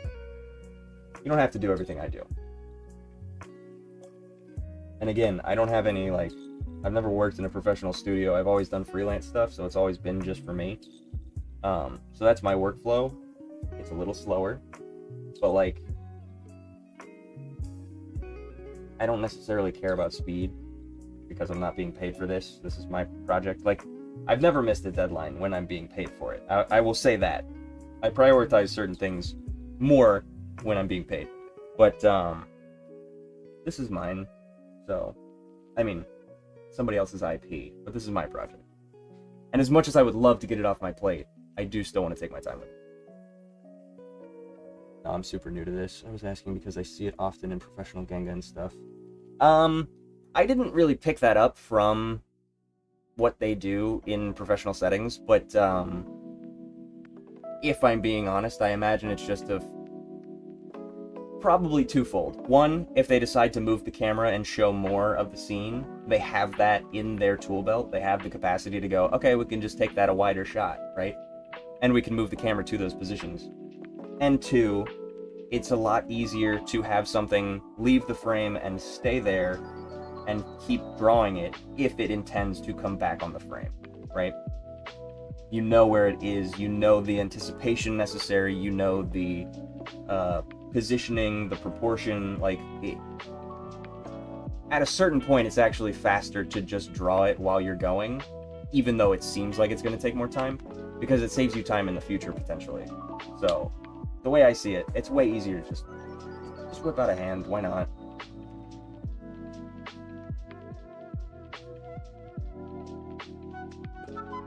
Alright, where do I want this to go? This go wide.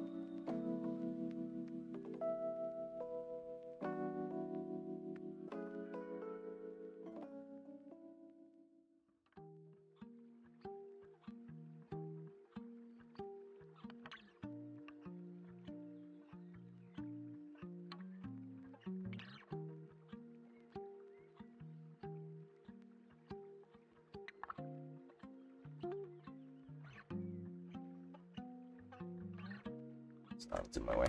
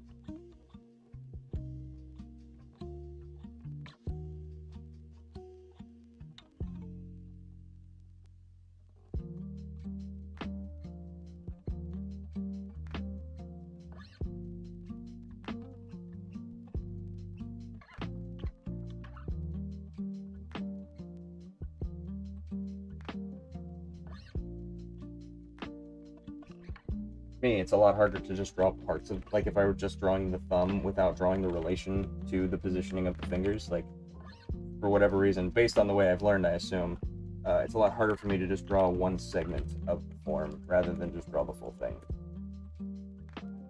I'm unable to conceptualize hands the way that you do. I always have to draw this lopsided pentagon for the palm, then the mitten, then the fingers. Yeah. So that's how, usually that's how I do it, if this wasn't like a drastic, a different angle. I don't know if you tuned into my hand streams, but I did a hand a minute, and so I got pretty solid at them over the last week. But my general way of drawing them is I do, this is the palm, this is the thumb juts off from there, usually a little better than that, something like that. And then this palm indicates how long the middle finger is, so that's where the middle finger rests. The two fingers next to it are shorter just by a little bit. I don't draw a line to indicate, I just guesstimate. Index finger. These also are probably shifted over more considering the middle finger is there. And then pinky's kind of a floater. Pinky doesn't really matter all that much. But usually I'll just do hockey puck, thumb, arc for the hand, or arc for the fingers, and then do the pointer and the pinky to indicate where the rest are going to go, and then just do like that for the rest of them. And then you clean it up. You got yourself a hand.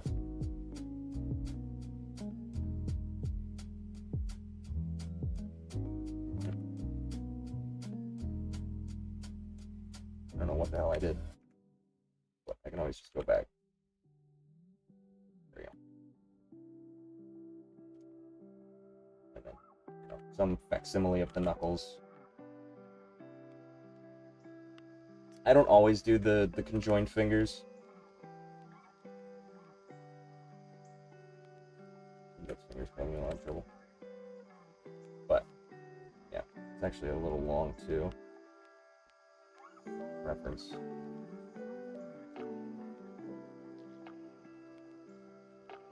And then I need to study the arm. I've studied it, but I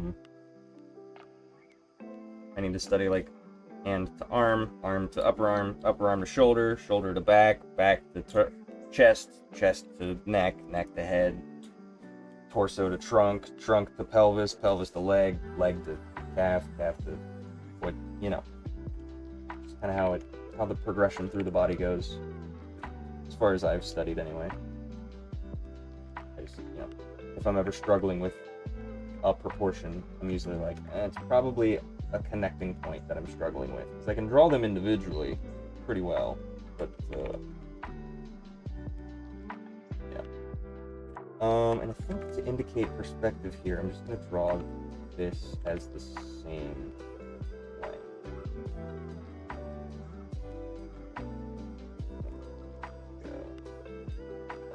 way. I also like to have like a breaking up of the shape to indicate certain things.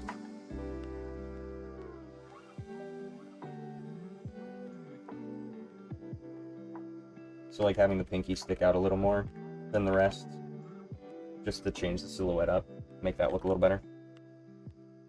Yeah, exactly. I took that from Marco Bucci. Yep. I think that's the guy I followed. Or no, it was, shit, I don't remember now.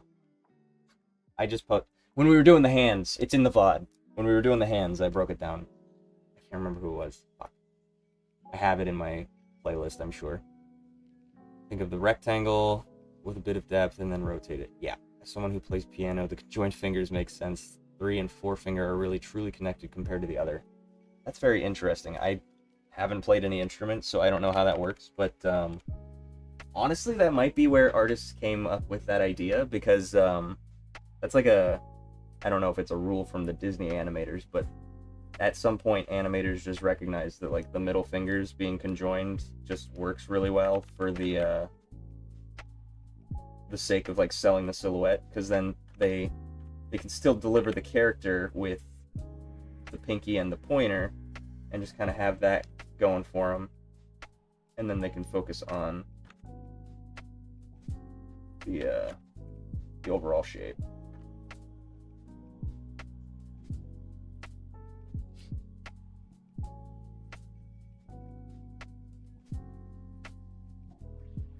And they'll then utilize the I've even seen people go back and like separate them just a little bit by length, even though they do the midpoint.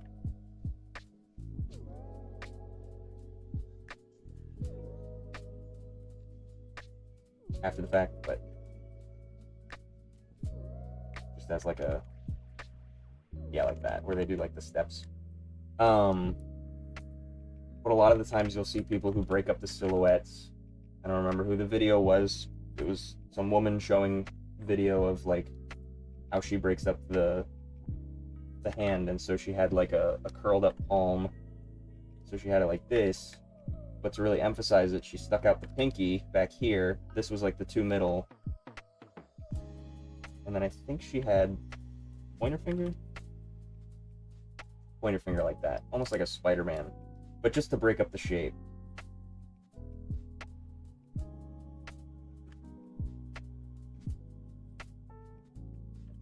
obviously, you know, showing that depth, but yeah.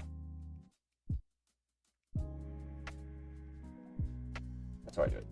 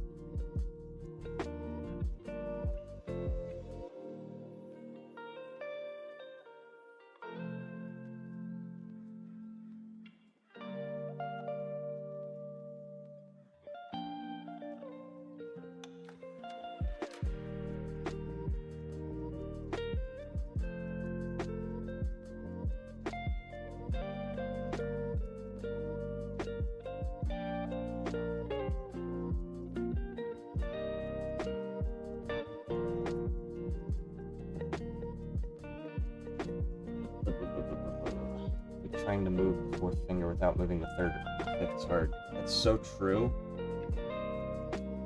I can do the Spock, but like, they are move just my middle finger. That's kind of crazy.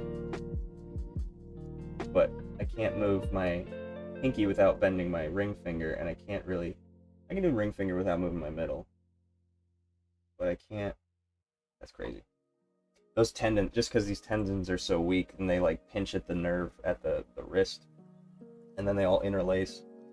And also on the front side, I don't know if you've ever done this, but if you just squeeze your wrist right here, you can like manually curl your fingers. And then if you try and uncurl them, it's like hard to like stretch them out. And you kind of get that same sensation if you like bend your wrist as far back as you can and then try and make a fist. And it like hurts. Like you can't. I can only go here, and then if I release my fingers, I can go farther with my wrist. There's limitations to the shell we inhabit.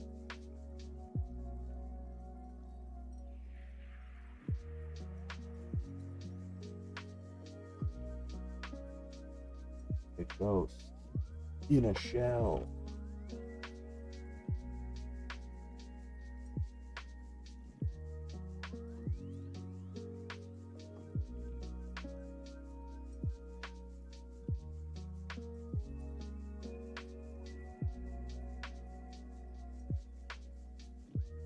So hot. I thought the opening the window would have fixed it.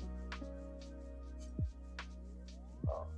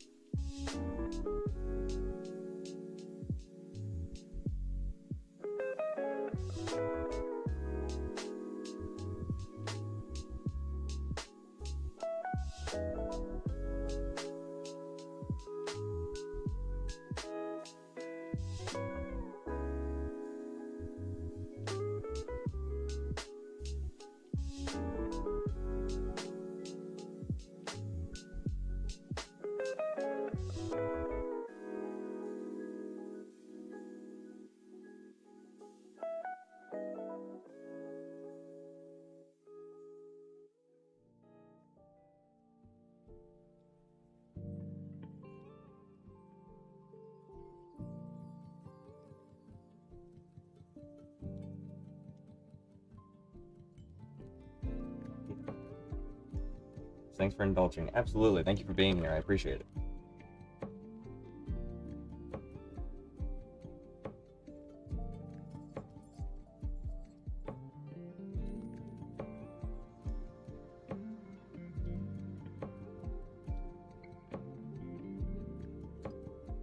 Yep. Gonna bring that other arm to a rest. We're gonna try and get the breathing with the head.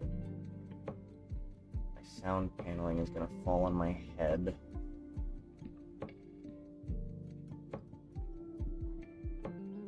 Man, kind of wiped out. I went to bed late and then I woke up early.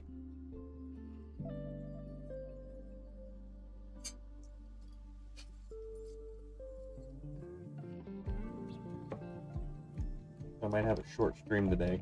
It's Friday. Take your time. Fun.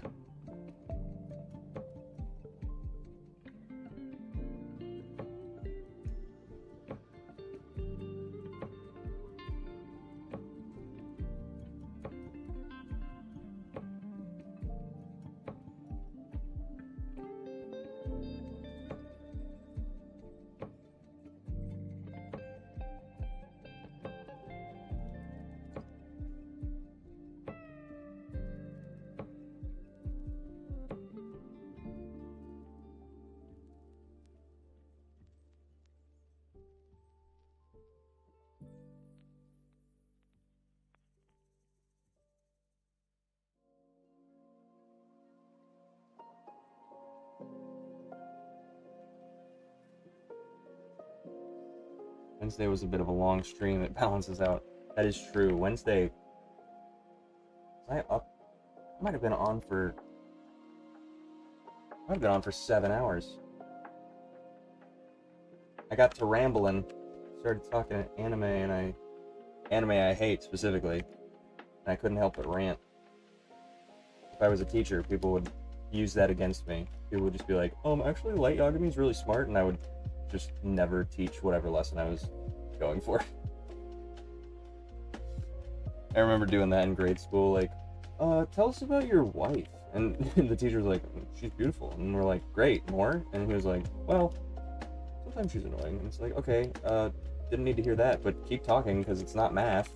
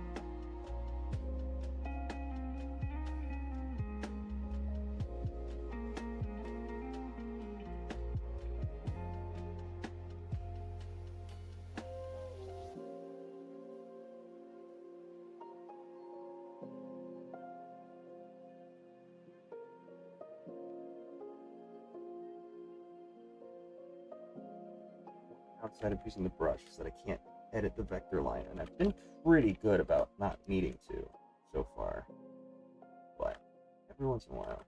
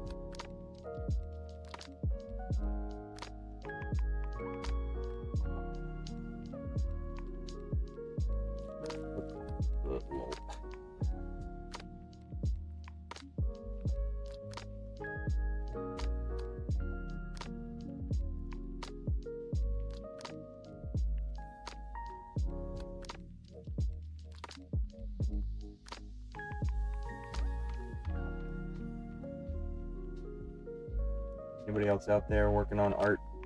alongside me, some project of their own. Hopefully working on the weekly. I feel like I'm the only one who's been submitting weekly. Some people did some hands. I was proud of that. I was very proud of people who did hands, because that's a hard one to do. But haven't had any monthly submissions yet either. I need to start on mine. We've got 10 days. How many days are there in March? I don't know. Yeah, nice. It's like parallel play.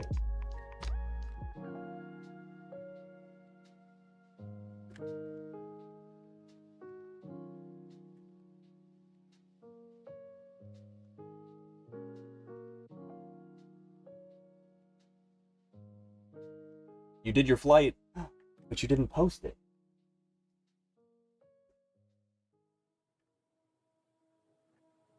Or did I miss it?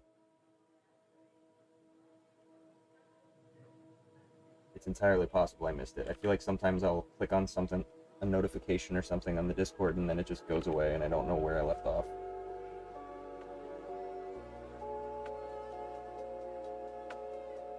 I really like the shape of these eye holes. Get your hands off of my eye holes. The flying snake. Oh, you posted it in the wrong place. Gotcha. Okay. I did see that. See, I keep losing track.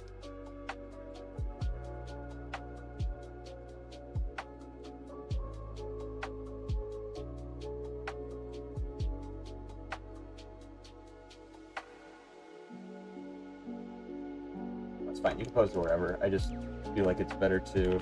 Actually, I will say for the monthly, I do want to submit people's work to my Instagram story if they're willing to, you know, I'm going to give credit, obviously, if they want to put their username on there, so I have specifics so that I can properly credit people. But I do want to do that for the monthly challenges specifically to incentivize people to participate.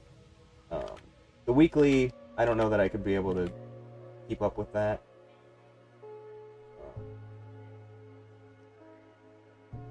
Depending on how many people we get participating, because the Discord kind of blew up, so got quite a few members. So if everybody participated, I would have my work cut out to post all of that, or repost all of that.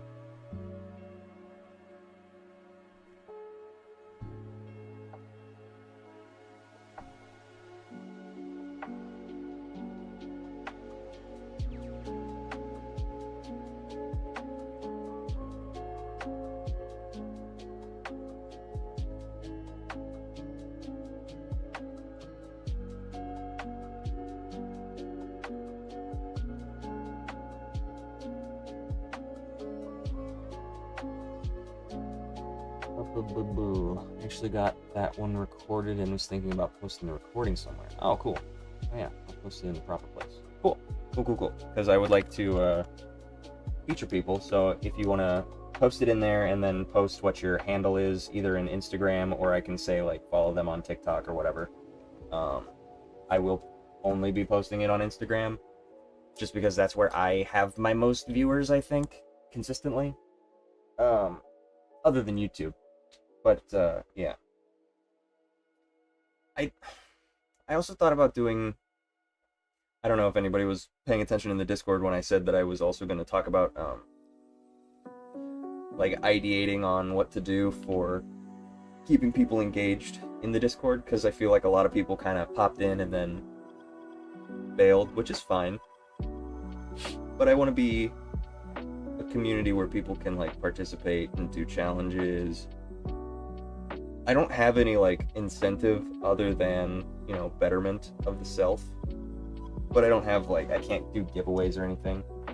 So I'm not inclined to do challenges or contests, because for contests very specifically, I don't know that I have the wherewithal to, like, rate other people in comparison to each other. I don't necessarily want to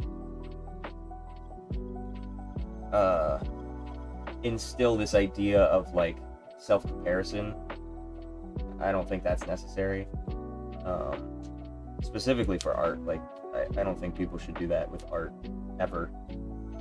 But I also am personally somebody who doesn't think that you should do that with like, exercise or like social ladder or whatever. Like success is a different word for many people. So I don't want to do like a ranking system. I just want to feature everybody. Because it kind of plays into the idea of like critique without being asked. And I don't like doing that. So yeah, I'm trying to think of other ways to get people engaged without doing like, I can't monetarily give anything away. We could do like games. I don't know if people would be interested in me streaming gaming, so then we could do like Jackbox or what's the one? Draw the owl. What's that called? Is it Drawful? I don't remember. I think I have that. But we could do game nights and assign just one of the stream days to being games instead of specifically art. Or I could do like a weekend stream if I'm not busy. I also need to find like a day for the most activity.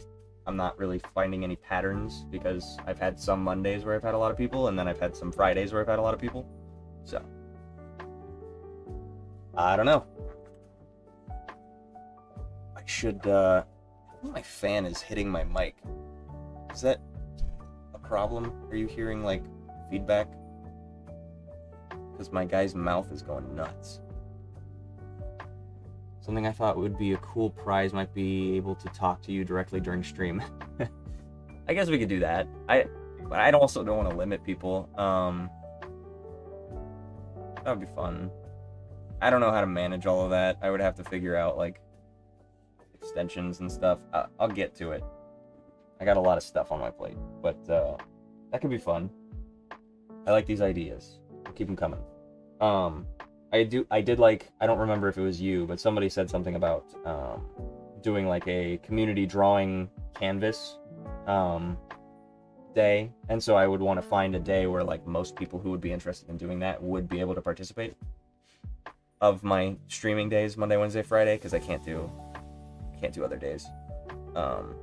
Specifically for that, I am busy, but I could do like late gaming streams or something. But yeah, I have an app in mind that I could do that. I just need to find a day where everybody can participate. I've got a hangnail and it's bothering me.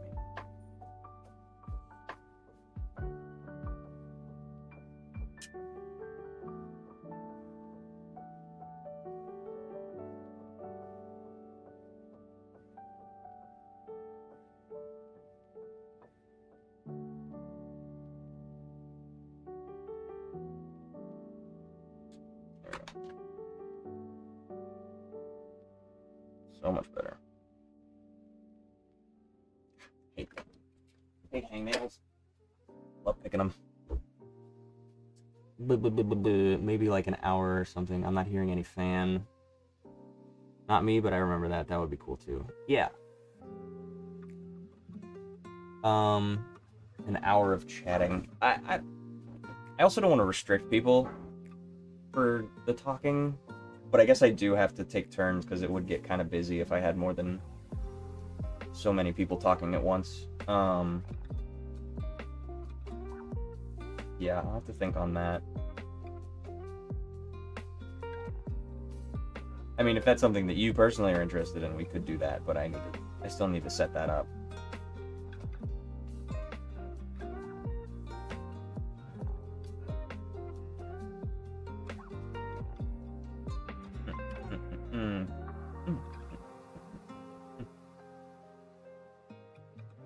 Think. I'm gonna go look at that site and see what requirements, because it might be a paid thing.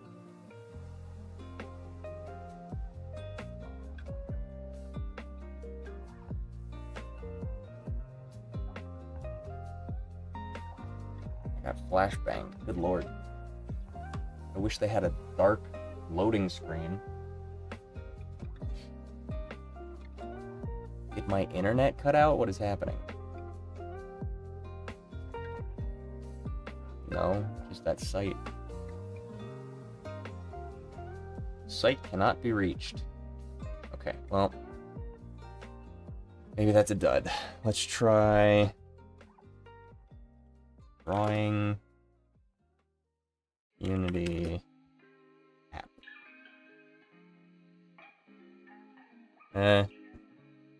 Social, no. Collective drawing app.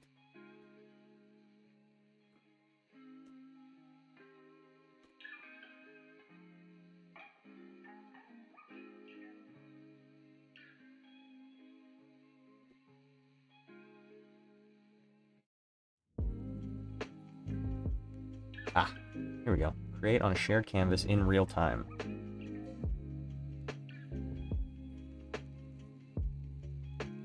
Drawing platform for artists and teams who want to sketch, collaborate, and grow.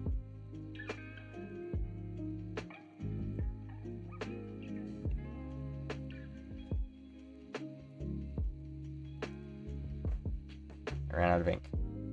What happened? What happened? What happened?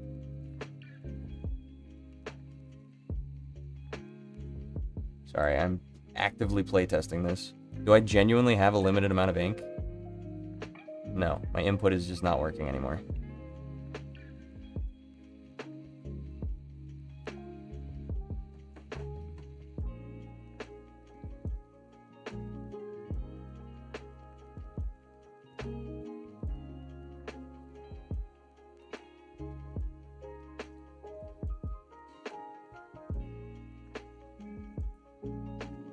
Was I doing all of those things? They just weren't showing up? What's happening? Delete this layer. Now I can't do anything. I think there's an ad over top of everything. See if it cuts me off again. Oh, there we go. There we go. Yeah, there was absolutely an ad blocking my interaction. Well, that's fun. Neat. I'm gonna have to save this one to drawing.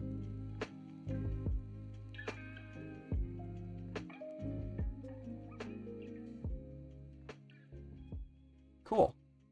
Well, now we know. And I can get rid of that other one.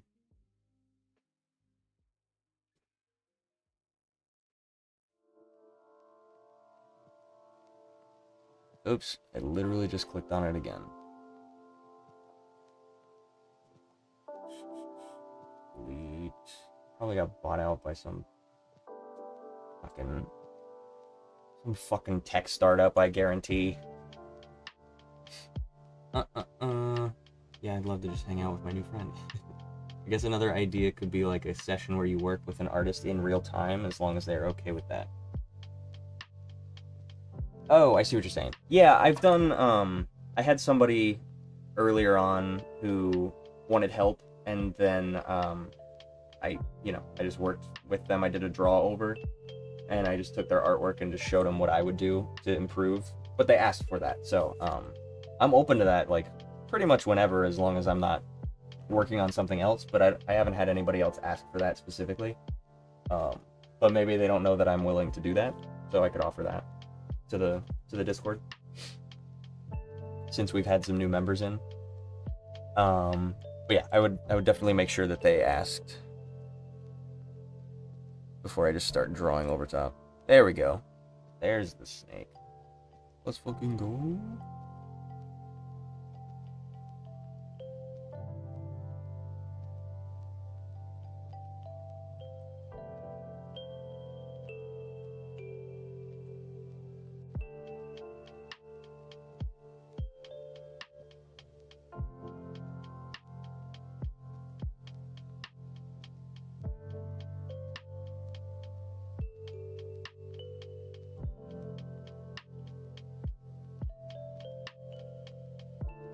Sorry, I'm checking out the Discord now.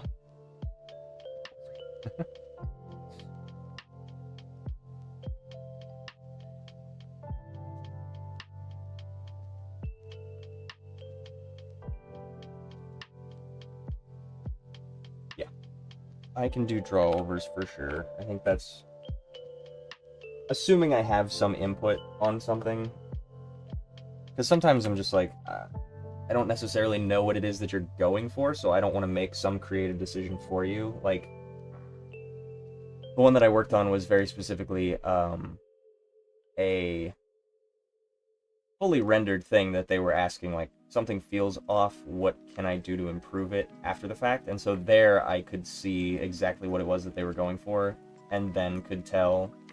But if it was like a sketch, or like if I'm not familiar enough with their work to know like their style, then I might not give them the right input, just based on the way that they think versus the way that I think. I think, join the Discord, like and subscribe. Do it. I'll draw over your art. Oh my god. For anybody who's watching the VOD and makes it 2.5 hours in.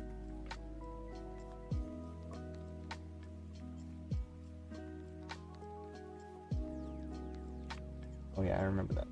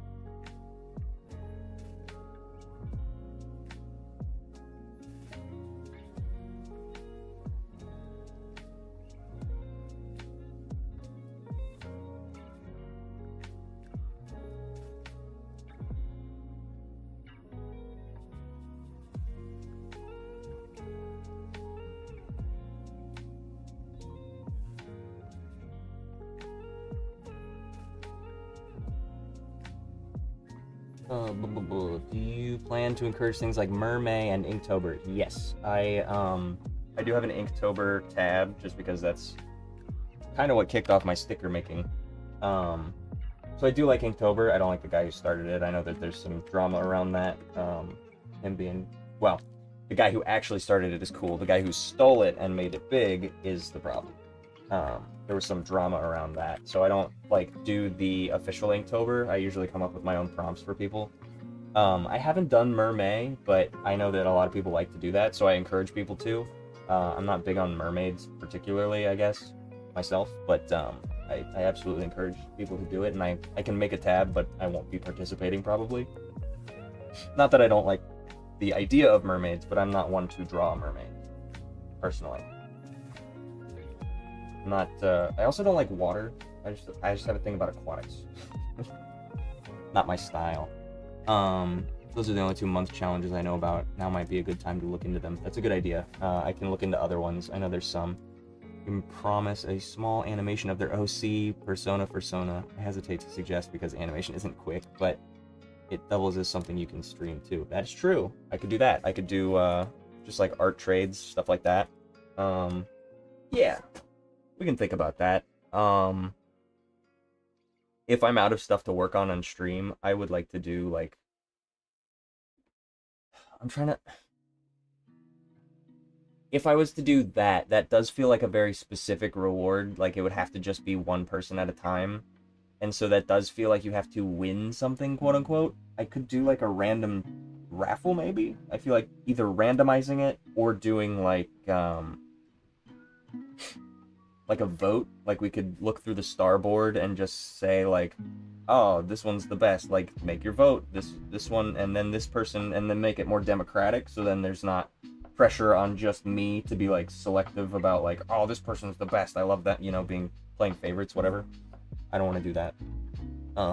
But yeah, I could do like maybe like once a month I do a raffle stream, and I just do like if you participate, if you show your artwork, join the Discord, show your art, and then I can make an OC based on that artwork, or I can do like a profile pic or something like that, some kind of just like a here you go.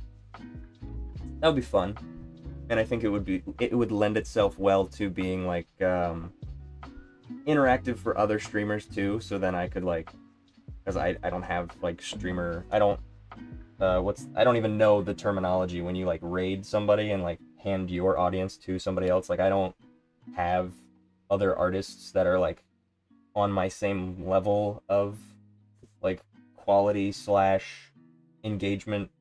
I don't have a huge audience, so that would be cool to just branch out and be like, oh, here's an artist, I could do their whatever, and then if that becomes a thing, that'd be cool. Think about that.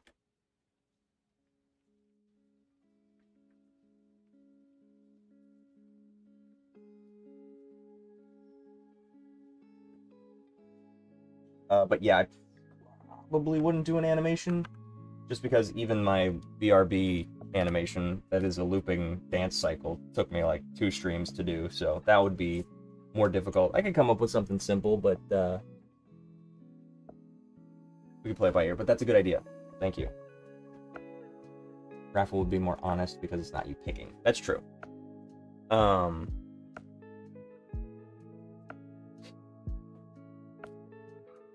Yeah.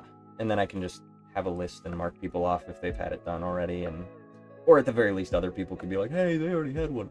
Hopefully people would be honest and be like, I've already had one, so, give it to somebody else. Type stuff.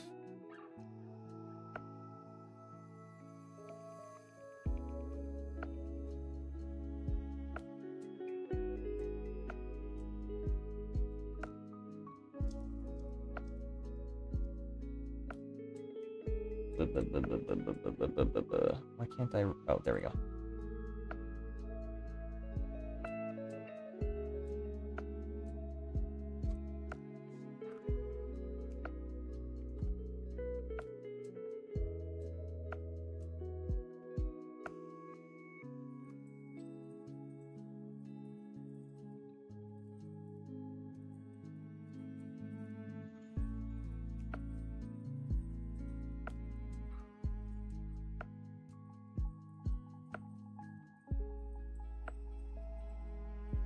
Let's do. Can I go YouTube mute?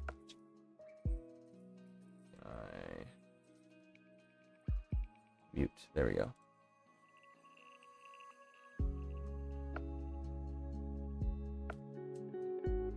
Is that not? Nope, that's not correct.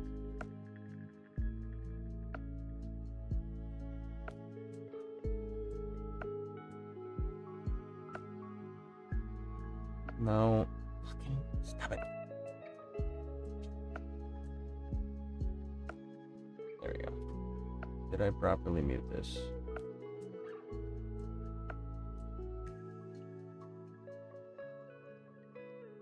No, I paused it. It's fine.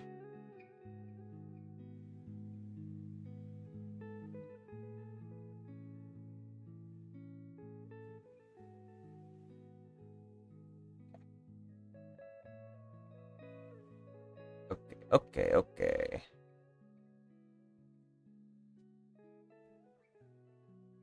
Sorry, getting that all sorted. Okay, cool. I would think the community that you were building would do just that. I hope so. I think most of the people we've got that I've interacted with directly are really good.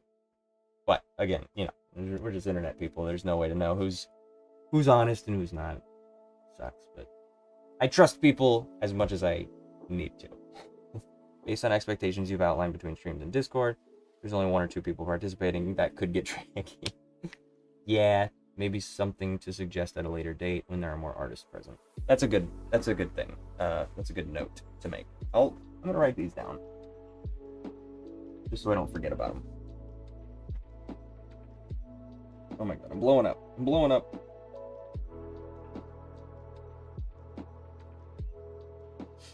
All right.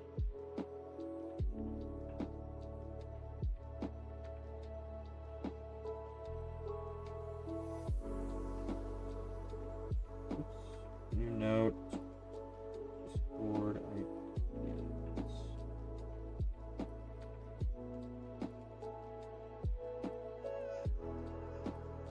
So we're gonna do raffle for me to draw.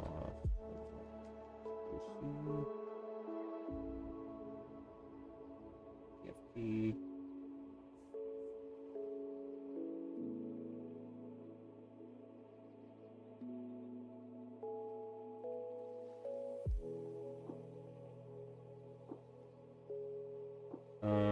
Okay, so raffle. I say raffle, but raffle feels like there's money tied to it for some reason. A raffle drawing. No, raffle is fine. Raffle. One big canvas for the community to participate on and draw with.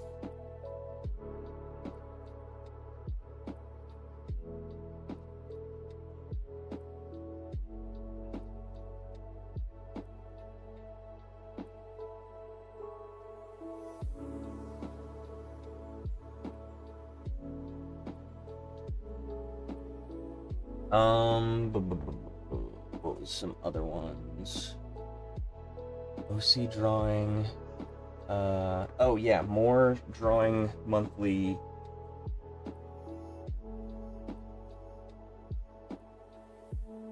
Monthly drawing events.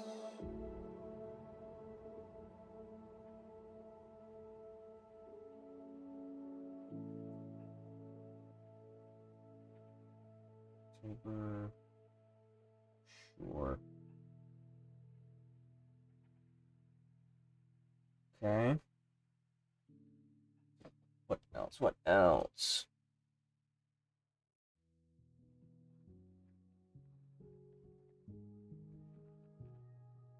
Oh, chatting on stream as a reward. It's like a reward.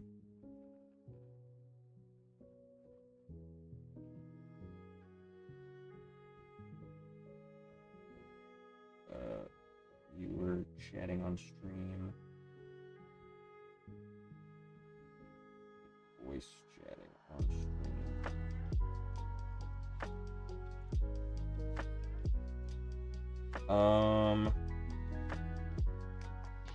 What else?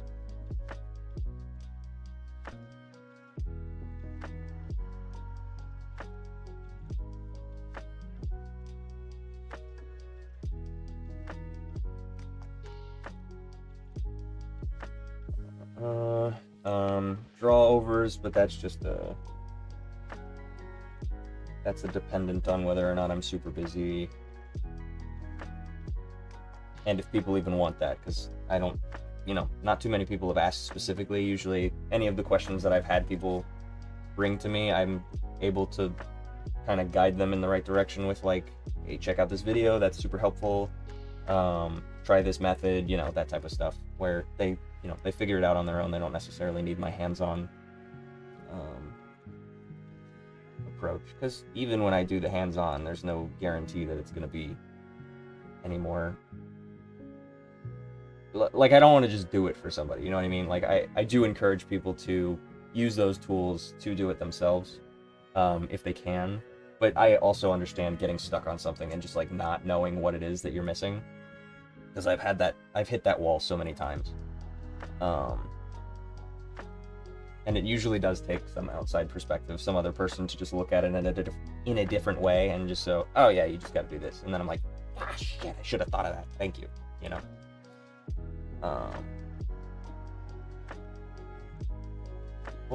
there was one thing, I was trying to draw a hand. I was doing gestures off stream, like, I think even before I was doing the YouTube videos, and I was just doing gestures to myself, and I couldn't get a hand. And what it took was I just drew it like 3 different times, and I was like, fuck, I love this pose, but I can't get it right. It's so easy, but I couldn't observationally get it correct.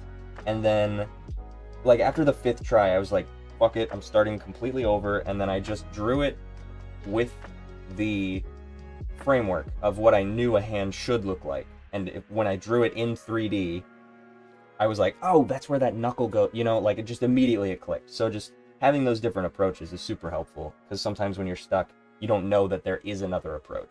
So luckily, me having that in my tool belt was super helpful. However, it took me a while to recognize. I felt really silly. I was like, fuck, I should have done this from the beginning. But I didn't.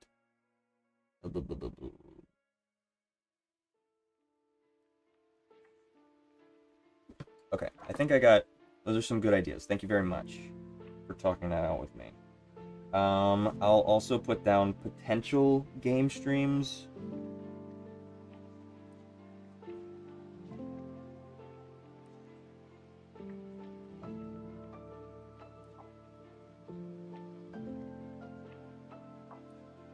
And then drawing game.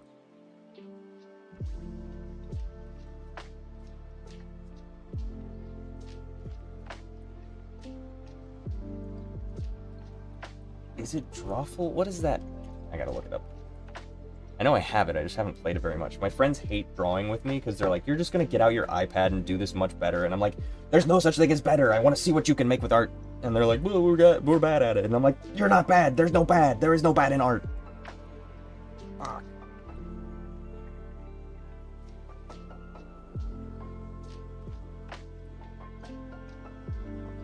It is Drawful. Okay, cool. I knew it. Of course, like multiplayer game streams outside of art games. I was thinking, yeah, like multiplayer, like Jackbox type stuff. I think that would be fun, potentially. Do art, yes, absolutely. Drawful,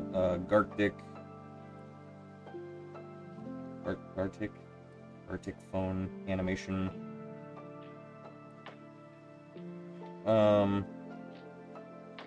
As much as that is like animation, it's not fully, you know what I mean? Like, I don't want people to be turned off from the idea, because that's kind of why I expanded my server to be not just animation, because a lot of people had come in and been like, oh, this is just an animation Discord. And it's like, no, I have art stuff.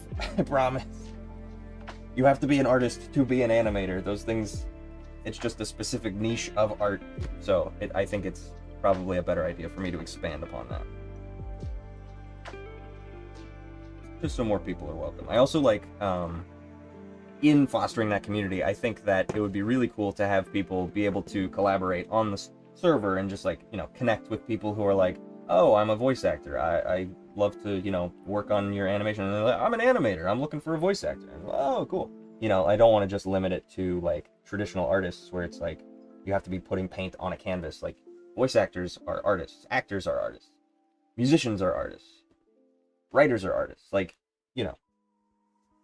just art.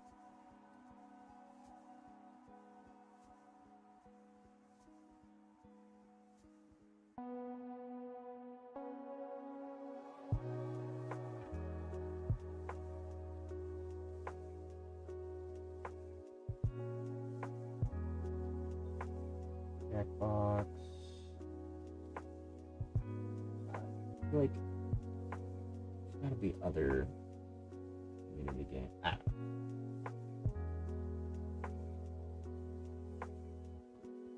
I'm sure I could find more. We could do community game streams where I do like a speed run, but then people hinder me and they're like, if we super chat, you have to drink a handle of vodka. No, I won't do that. I probably wouldn't be drinking on stream. But like sabotage stuff where it's like you hit a button and I move left and it fucks me up and I miss my dodge roll and I die.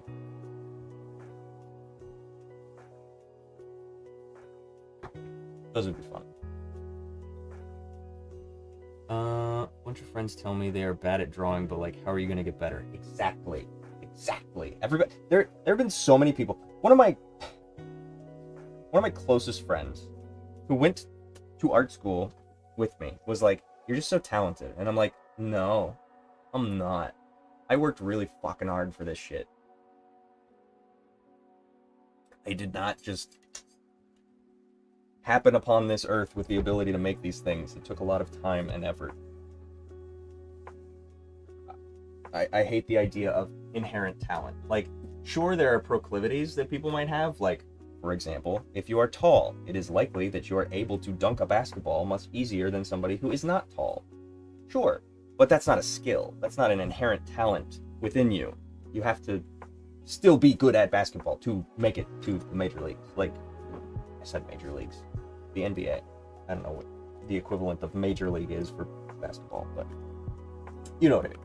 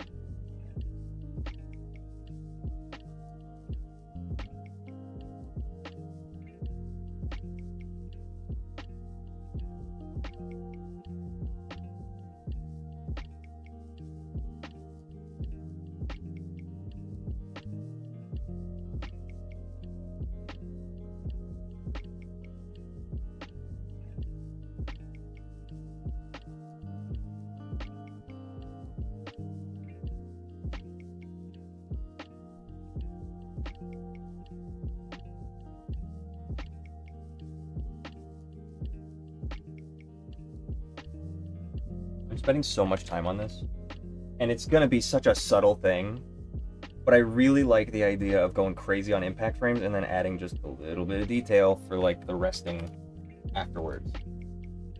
Because there's always just like a pose, and that's fine. But I love adding the humanity of like, this guy's fucking exhausted after everything he's been through, you know?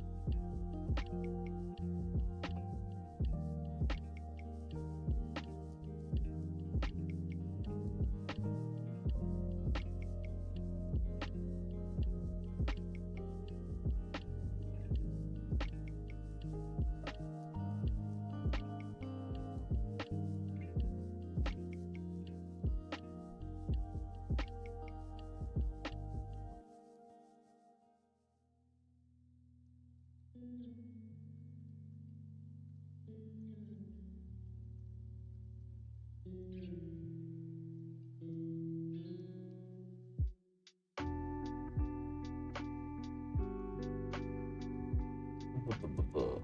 Also, I keep forgetting art trades are a thing. I think it's because I'm kind of the only artist in most groups I've been a part of. And I'm wondering if anyone on the Discord would be interested in that, because that's a lot of good artists there. Yeah, there's a lot of great people in the Discord for sure. And I feel like art trades are very specifically like an online art community type of thing, and I also have not really been a part of any online art community, as previously mentioned in my videos where I'm talking about like Tumblr's not really for me just because I didn't grow up with it. Obviously not to say that I don't respect people who are part of those communities. I never participated. I felt like I was specifically not a digital artist for a long time, and so I never really got into posting there. Now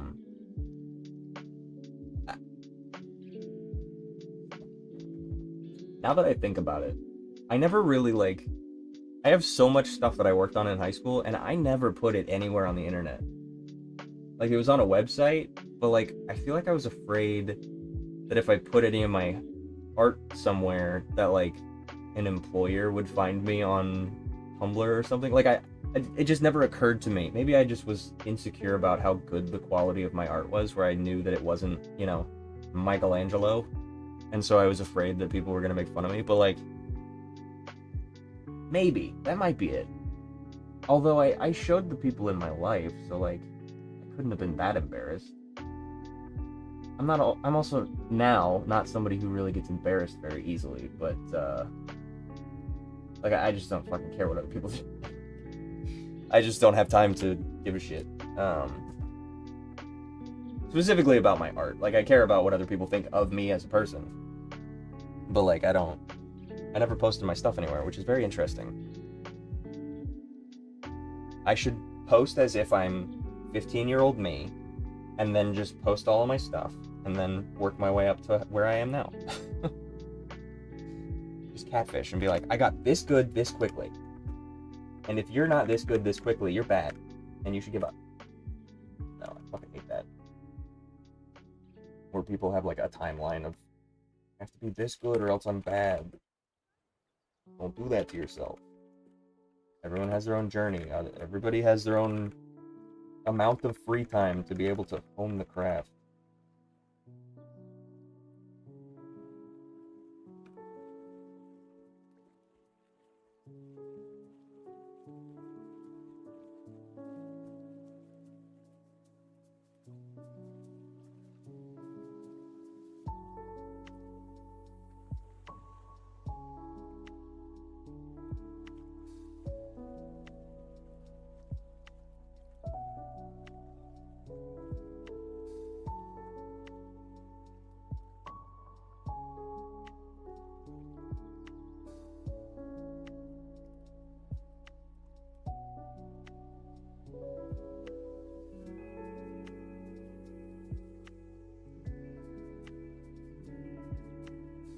I feel like there's a difference between excitedly showing your friends and family art and posting it where millions of strangers can see it and not be respectful about it. You know what? That's fair. Maybe I'm going to give myself the benefit of the doubt and assume that I was thinking ahead of time, and I don't know if I can give myself that credit to have that foresight, but, it's scary to showcase your stuff. Yeah, I don't know. Even now, I'm just like, I don't know where to post. I don't know how to post. That's another thing. Like, just the etiquette of certain sites really boggles my mind, where I'm just like, what am I allowed to put? Can I post sketches? Can I put, like on Instagram, I don't know what people want to see. I don't get any feedback. And so maybe that's an issue I need to address with like a different site, and see like what the etiquette is there, to see what it is that people are excited to see. Because I personally love seeing a professional artist like behind the scenes stuff. Like, that's super cool. I recognize I guess technically I'm a professional artist in that I've been paid for it before, but not in the sense that I work for like a company. But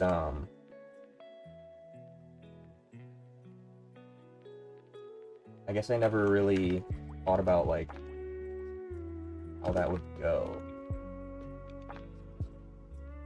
How to post.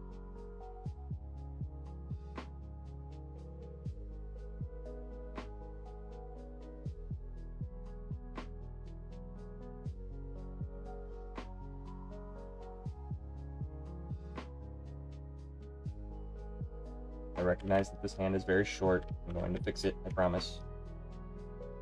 I'm going to scale it up. I know you were screaming and you were very upset with me that I would draw such a bad hand after my endeavor last week.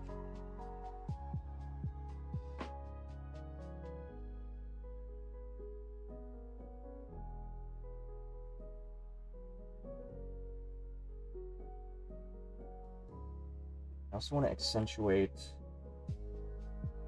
the perspective here. I think I'm going to push this to be longer so as to match that perspective. This to be more in front. That, so it's going back into the yes. Correct. People talk loud when they want to sound smart, right?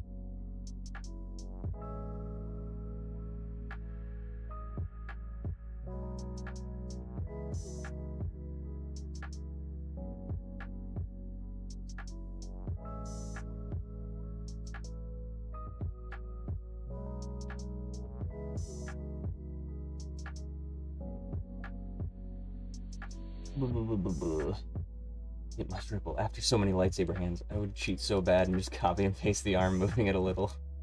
No, you're good. I personally just, whenever I see that in something, I always pick it out with my eye. Like, it just pops so vividly to me where I'm just like, they didn't redraw that. And it's not specifically something that bothers me, but that I notice it is something that like kind of takes me out. It's the equivalent of when somebody hears a Howie scream in a movie and they're like, you ruined it. Like, I don't think that way. I love a Howie scream, actually. I think it's funny. It's like an indicator. And so it's, even in me seeing it, it's just more of a, I noticed that they were probably short on time, or they were just like, this doesn't matter. And so to me, then when they tell me it doesn't matter, then I'm like, oh, that kind of sucks. Like, I want every single frame to be hand drawn, and that's just my personal bias. I would love that. And sometimes I'm guilty of just taking something and copy pasting.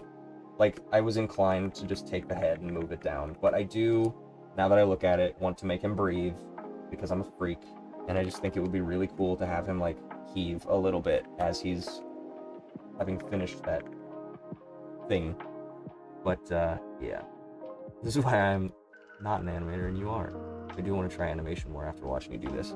Yeah, it doesn't have to be anything as intricate as this either. Like, it's not even that intricate. It's just, because,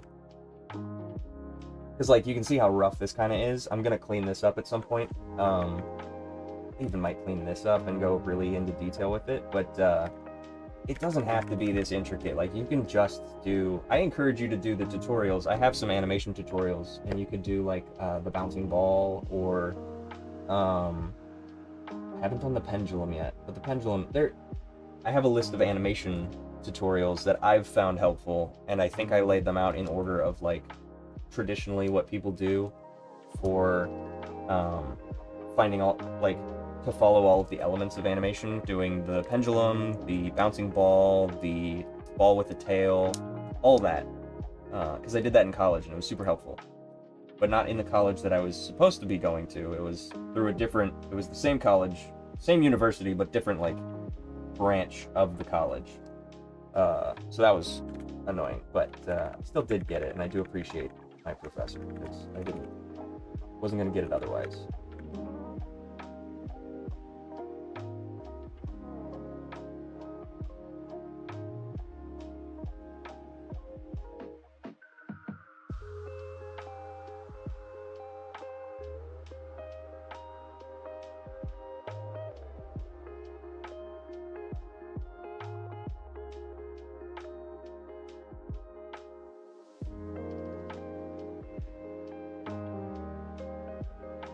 But I'm never going to turn somebody away from animation. Yes, it is difficult, but, like, it's so worth it. Like, the amount of times where I'm just like, damn, that's awesome, you know?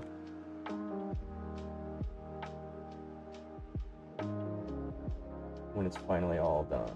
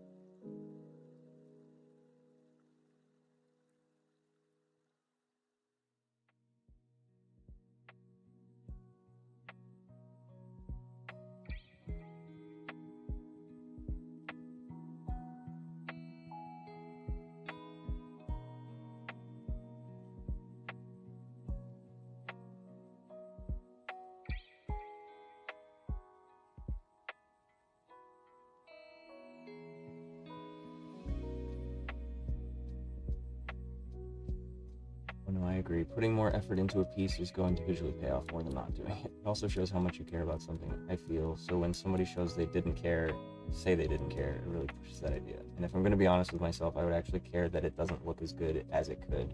So I might cheat it first, but then I'm going back and fixing it. No, that is actually a good technique to do. And that's kind of what an animatic is that it's just a placeholder for where the framing is going to be. And then you just keep refining it. And it took me a long time as an animator to figure that out and find that midpoint, because I have a bad habit of I'll just start 0 to 100 and I'll just want it to look perfect frame 1, and so I would just take so much time on each frame for the longest, and I never finished anything. And I realized finally that the best method for me personally is to lay everything out with an animatic, so I know the timing of all the shots, more or less, and then I can refine them later if I want to. Do one frame in every single scene at the full render of what that's going to look like at the very end. So I do just one of the keyframes, I just pick one, and I'm just like, this is a good example of like the proportions throughout the move. This is a good example of, you know, trying to keep the character in perspective. And so I'll just do a shot where I just fully render it as like, this is going to be the final product, and all the rest of the frames are going to look like this eventually. And then I do that for every single scene to get that out of my head, where I just like, I get that out of the process, I get that out of the way, because I do have this tendency to really hyperfixate on one thing and try and get it perfect. And so I get that out of my system, and then I move on, and then I do rough for the rest of it, and I just keep roughing everything until it gets up until that that quality, so everything meets that eventually. But I keep everything else rough. All the movement is rough, and then I refine it. I do circles that move through to get that movement. I do very basic placeholders just to get that timing of whatever it is. And that really does help my brain. Now, I know I say that now, but I didn't do that for this scene. So I immediately contradicted myself. But I've gotten better about doing that. It's a better process, it's much easier, and it makes it a lot more succinct for my brain. Because I'll just like, I need to have that, and in doing a full render, then I can match that very easily. I don't have to go all the way back to my character sheet to look at it and see if I'm in proportion. I can just go, okay, when I did this, I was still doing all of these frames, so I had that character fresh in my mind. I know that this is, you know, as close to that character model as I need it to be, and then I can dial it back and just roughly match that with the rest of the frames. So your inclination to just kind of rough the rest of it in is a good idea. Like, a lot of people will do that actually with animatics. They'll just kind of draw certain parts and excise them and then just kind of position them differently, rather than having to redraw all of them. So you might actually be a better storyboard artist than animator per se, if that's something that your brain enjoys doing, right?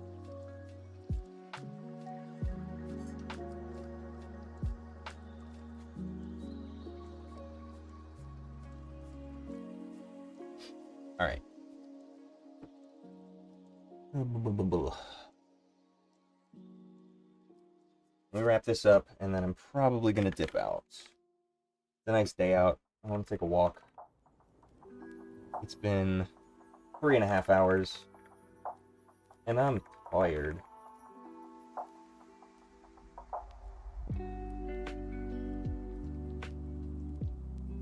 I might need to move that down based on the... his shoulders are up. We'll find out.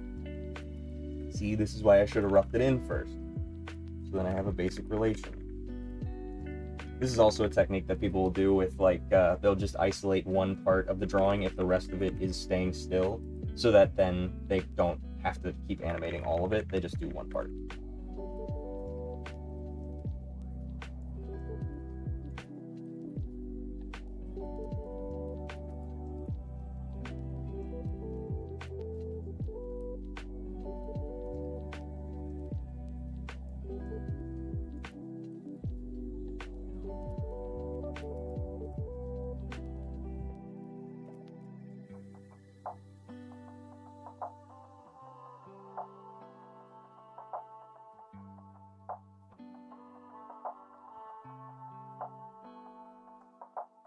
And then here, I can in between this one, because the movement is slow enough that it's not super impactful, and then I can just do an in-between of where this is going to be roundabout. I don't need an ease in or out for this pose. Let me just do a...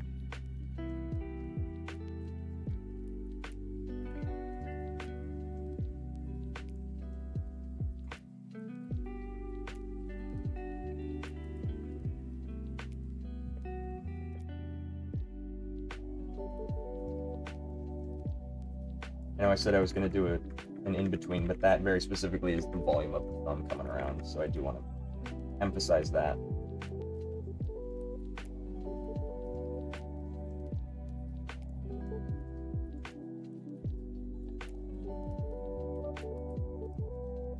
Essentially, do as I say, not as I do.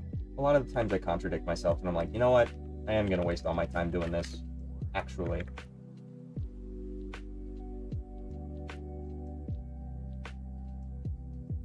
Damn you. Windows button.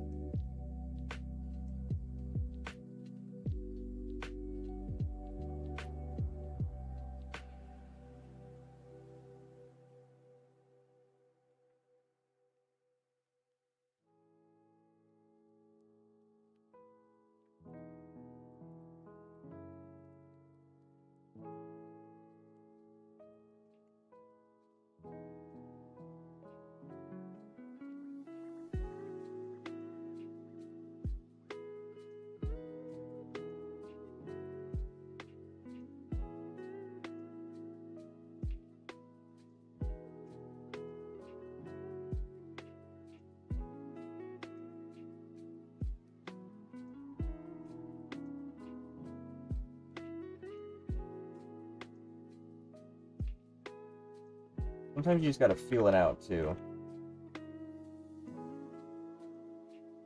Like how I just moved all of that.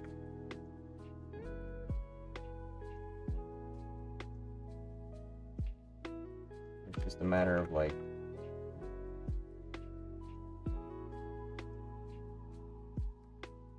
the arm and the sleeve.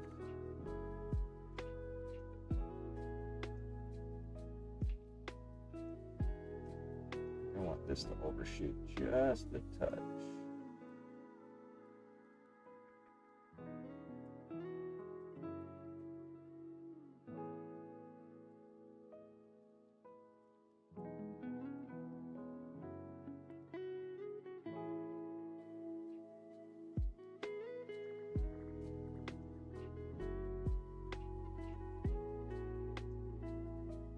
I do think that the arm moving around inside of the sleeve really helps sell how baggy the clothes are, so this is a nice moment to do this.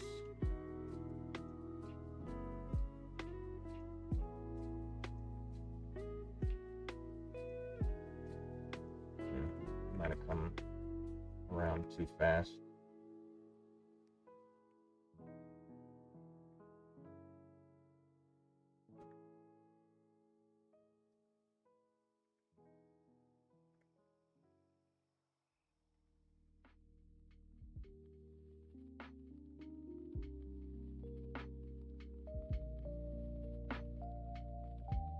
And then there's a little bit of easing.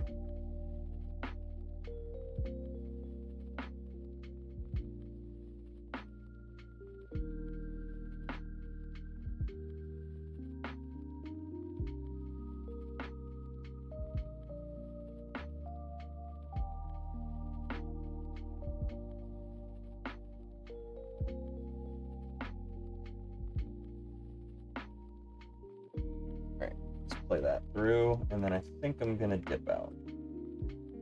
Getting late. Oh yeah, good walking weather here too. Nice. Got an Airbun game that starts in about an hour, so great timing. Awesome. All right, let's play this through. I don't have any impact frames here. Do I want to? Oh, there's the impact frame. I see. I did all of the impact frames on the in-betweens. Yeah, we're just gonna see his reaction. I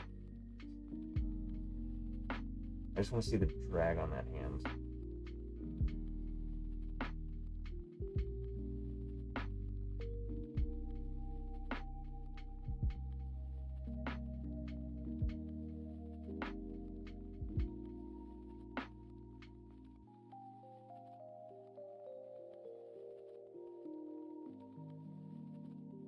I think that's pretty good. I might adjust that very slightly. I do like the way that it comes around. I might adjust... No, the sleeve isn't bad. I might actually add some more folds, maybe.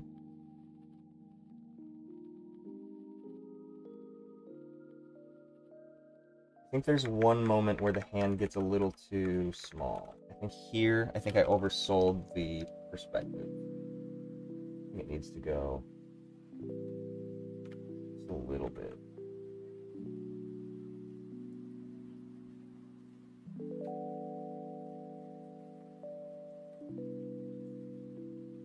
Like here too, I think.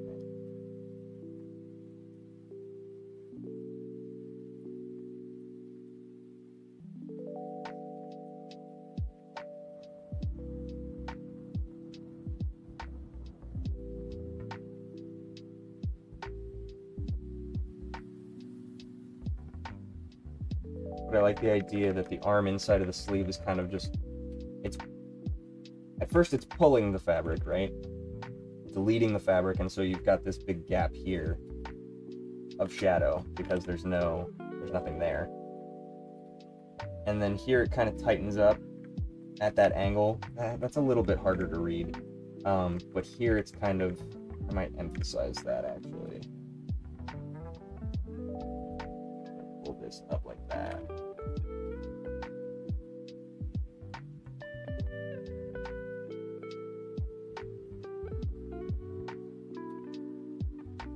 Might even do like a that.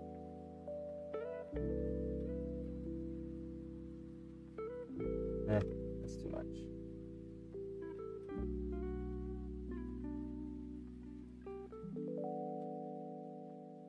Just to show that it's pulling against that fabric there. I'm rounding that shape, and then, you know, back of the sleeve is being pulled on now.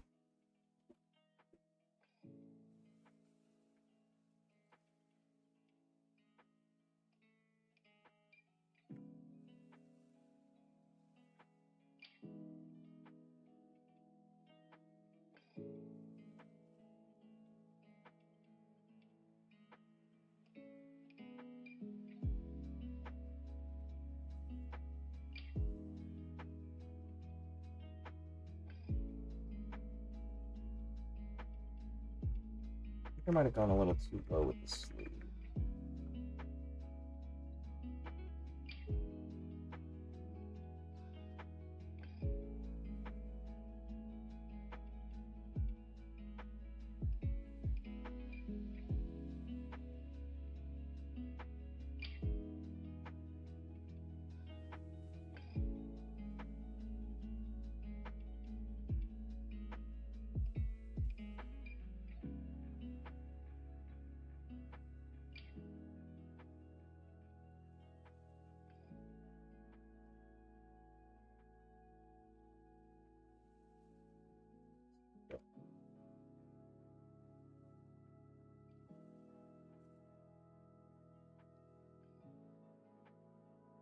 Alright, where are we at? Where are we at? Real smooth. It must ripple. Well, it's a tad bit short by the end. Well, yeah, in reference to that, I think the whole arm is short. I might need to readjust my proportions here. I think I lost some of it in this arm swing.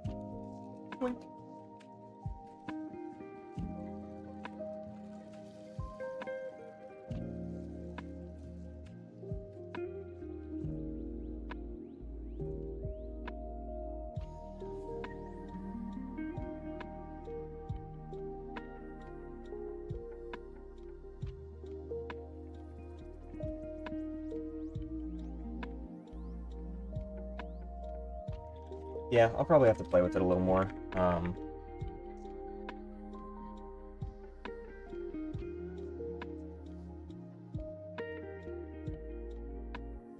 Actually, maybe I just drop this down.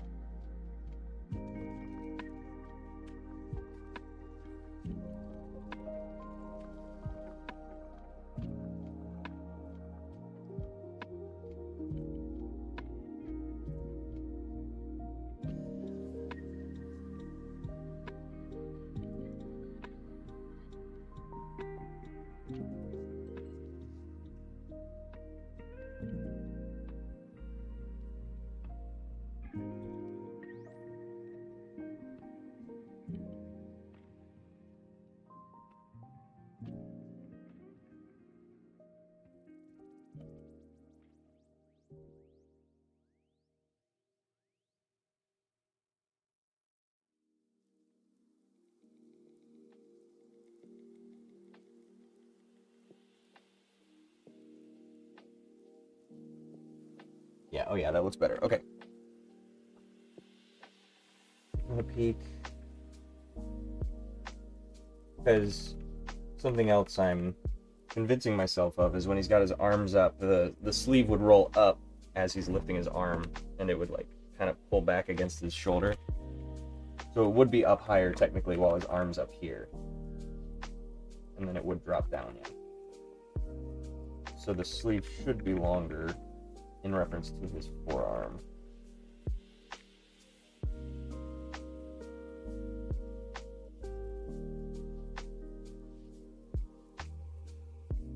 I also have my shoulders cocked a little bit, so it's okay for his hand to be a little bit above the other one.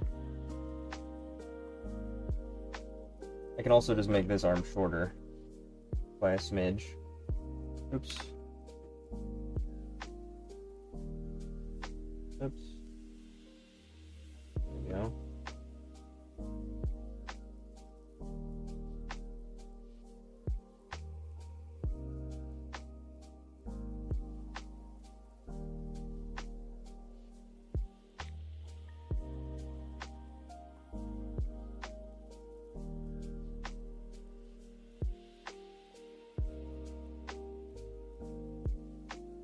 Alright, let's run that back real quick, and then, unless there's anything else that I feel like I need to fix, I might be done.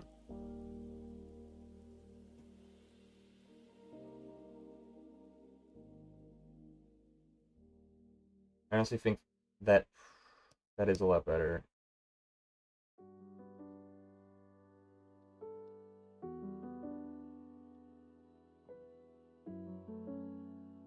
Look at the other hand. Yeah. Yep, I'm happy with it.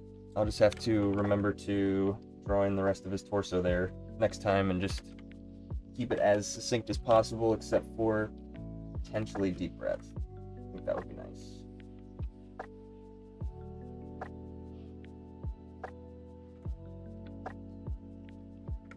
Which might complicate the way that I've got the arms moving. Because when one part of your body moves, the rest of it moves, generally. So, but I'm good with that. I think that's a good place. We made a lot of progress. I hope I remember the missing torso. Alright. Thank you for tuning in. I appreciate you being here. Thank you for keeping me company. I had a lot of fun. Maybe you learned something, maybe you didn't. This one wasn't really an educational one, but happy you were here nonetheless. Hopefully you enjoyed yourself. With that, I'm going to leave you. Good day. Bye. I'm glad you did.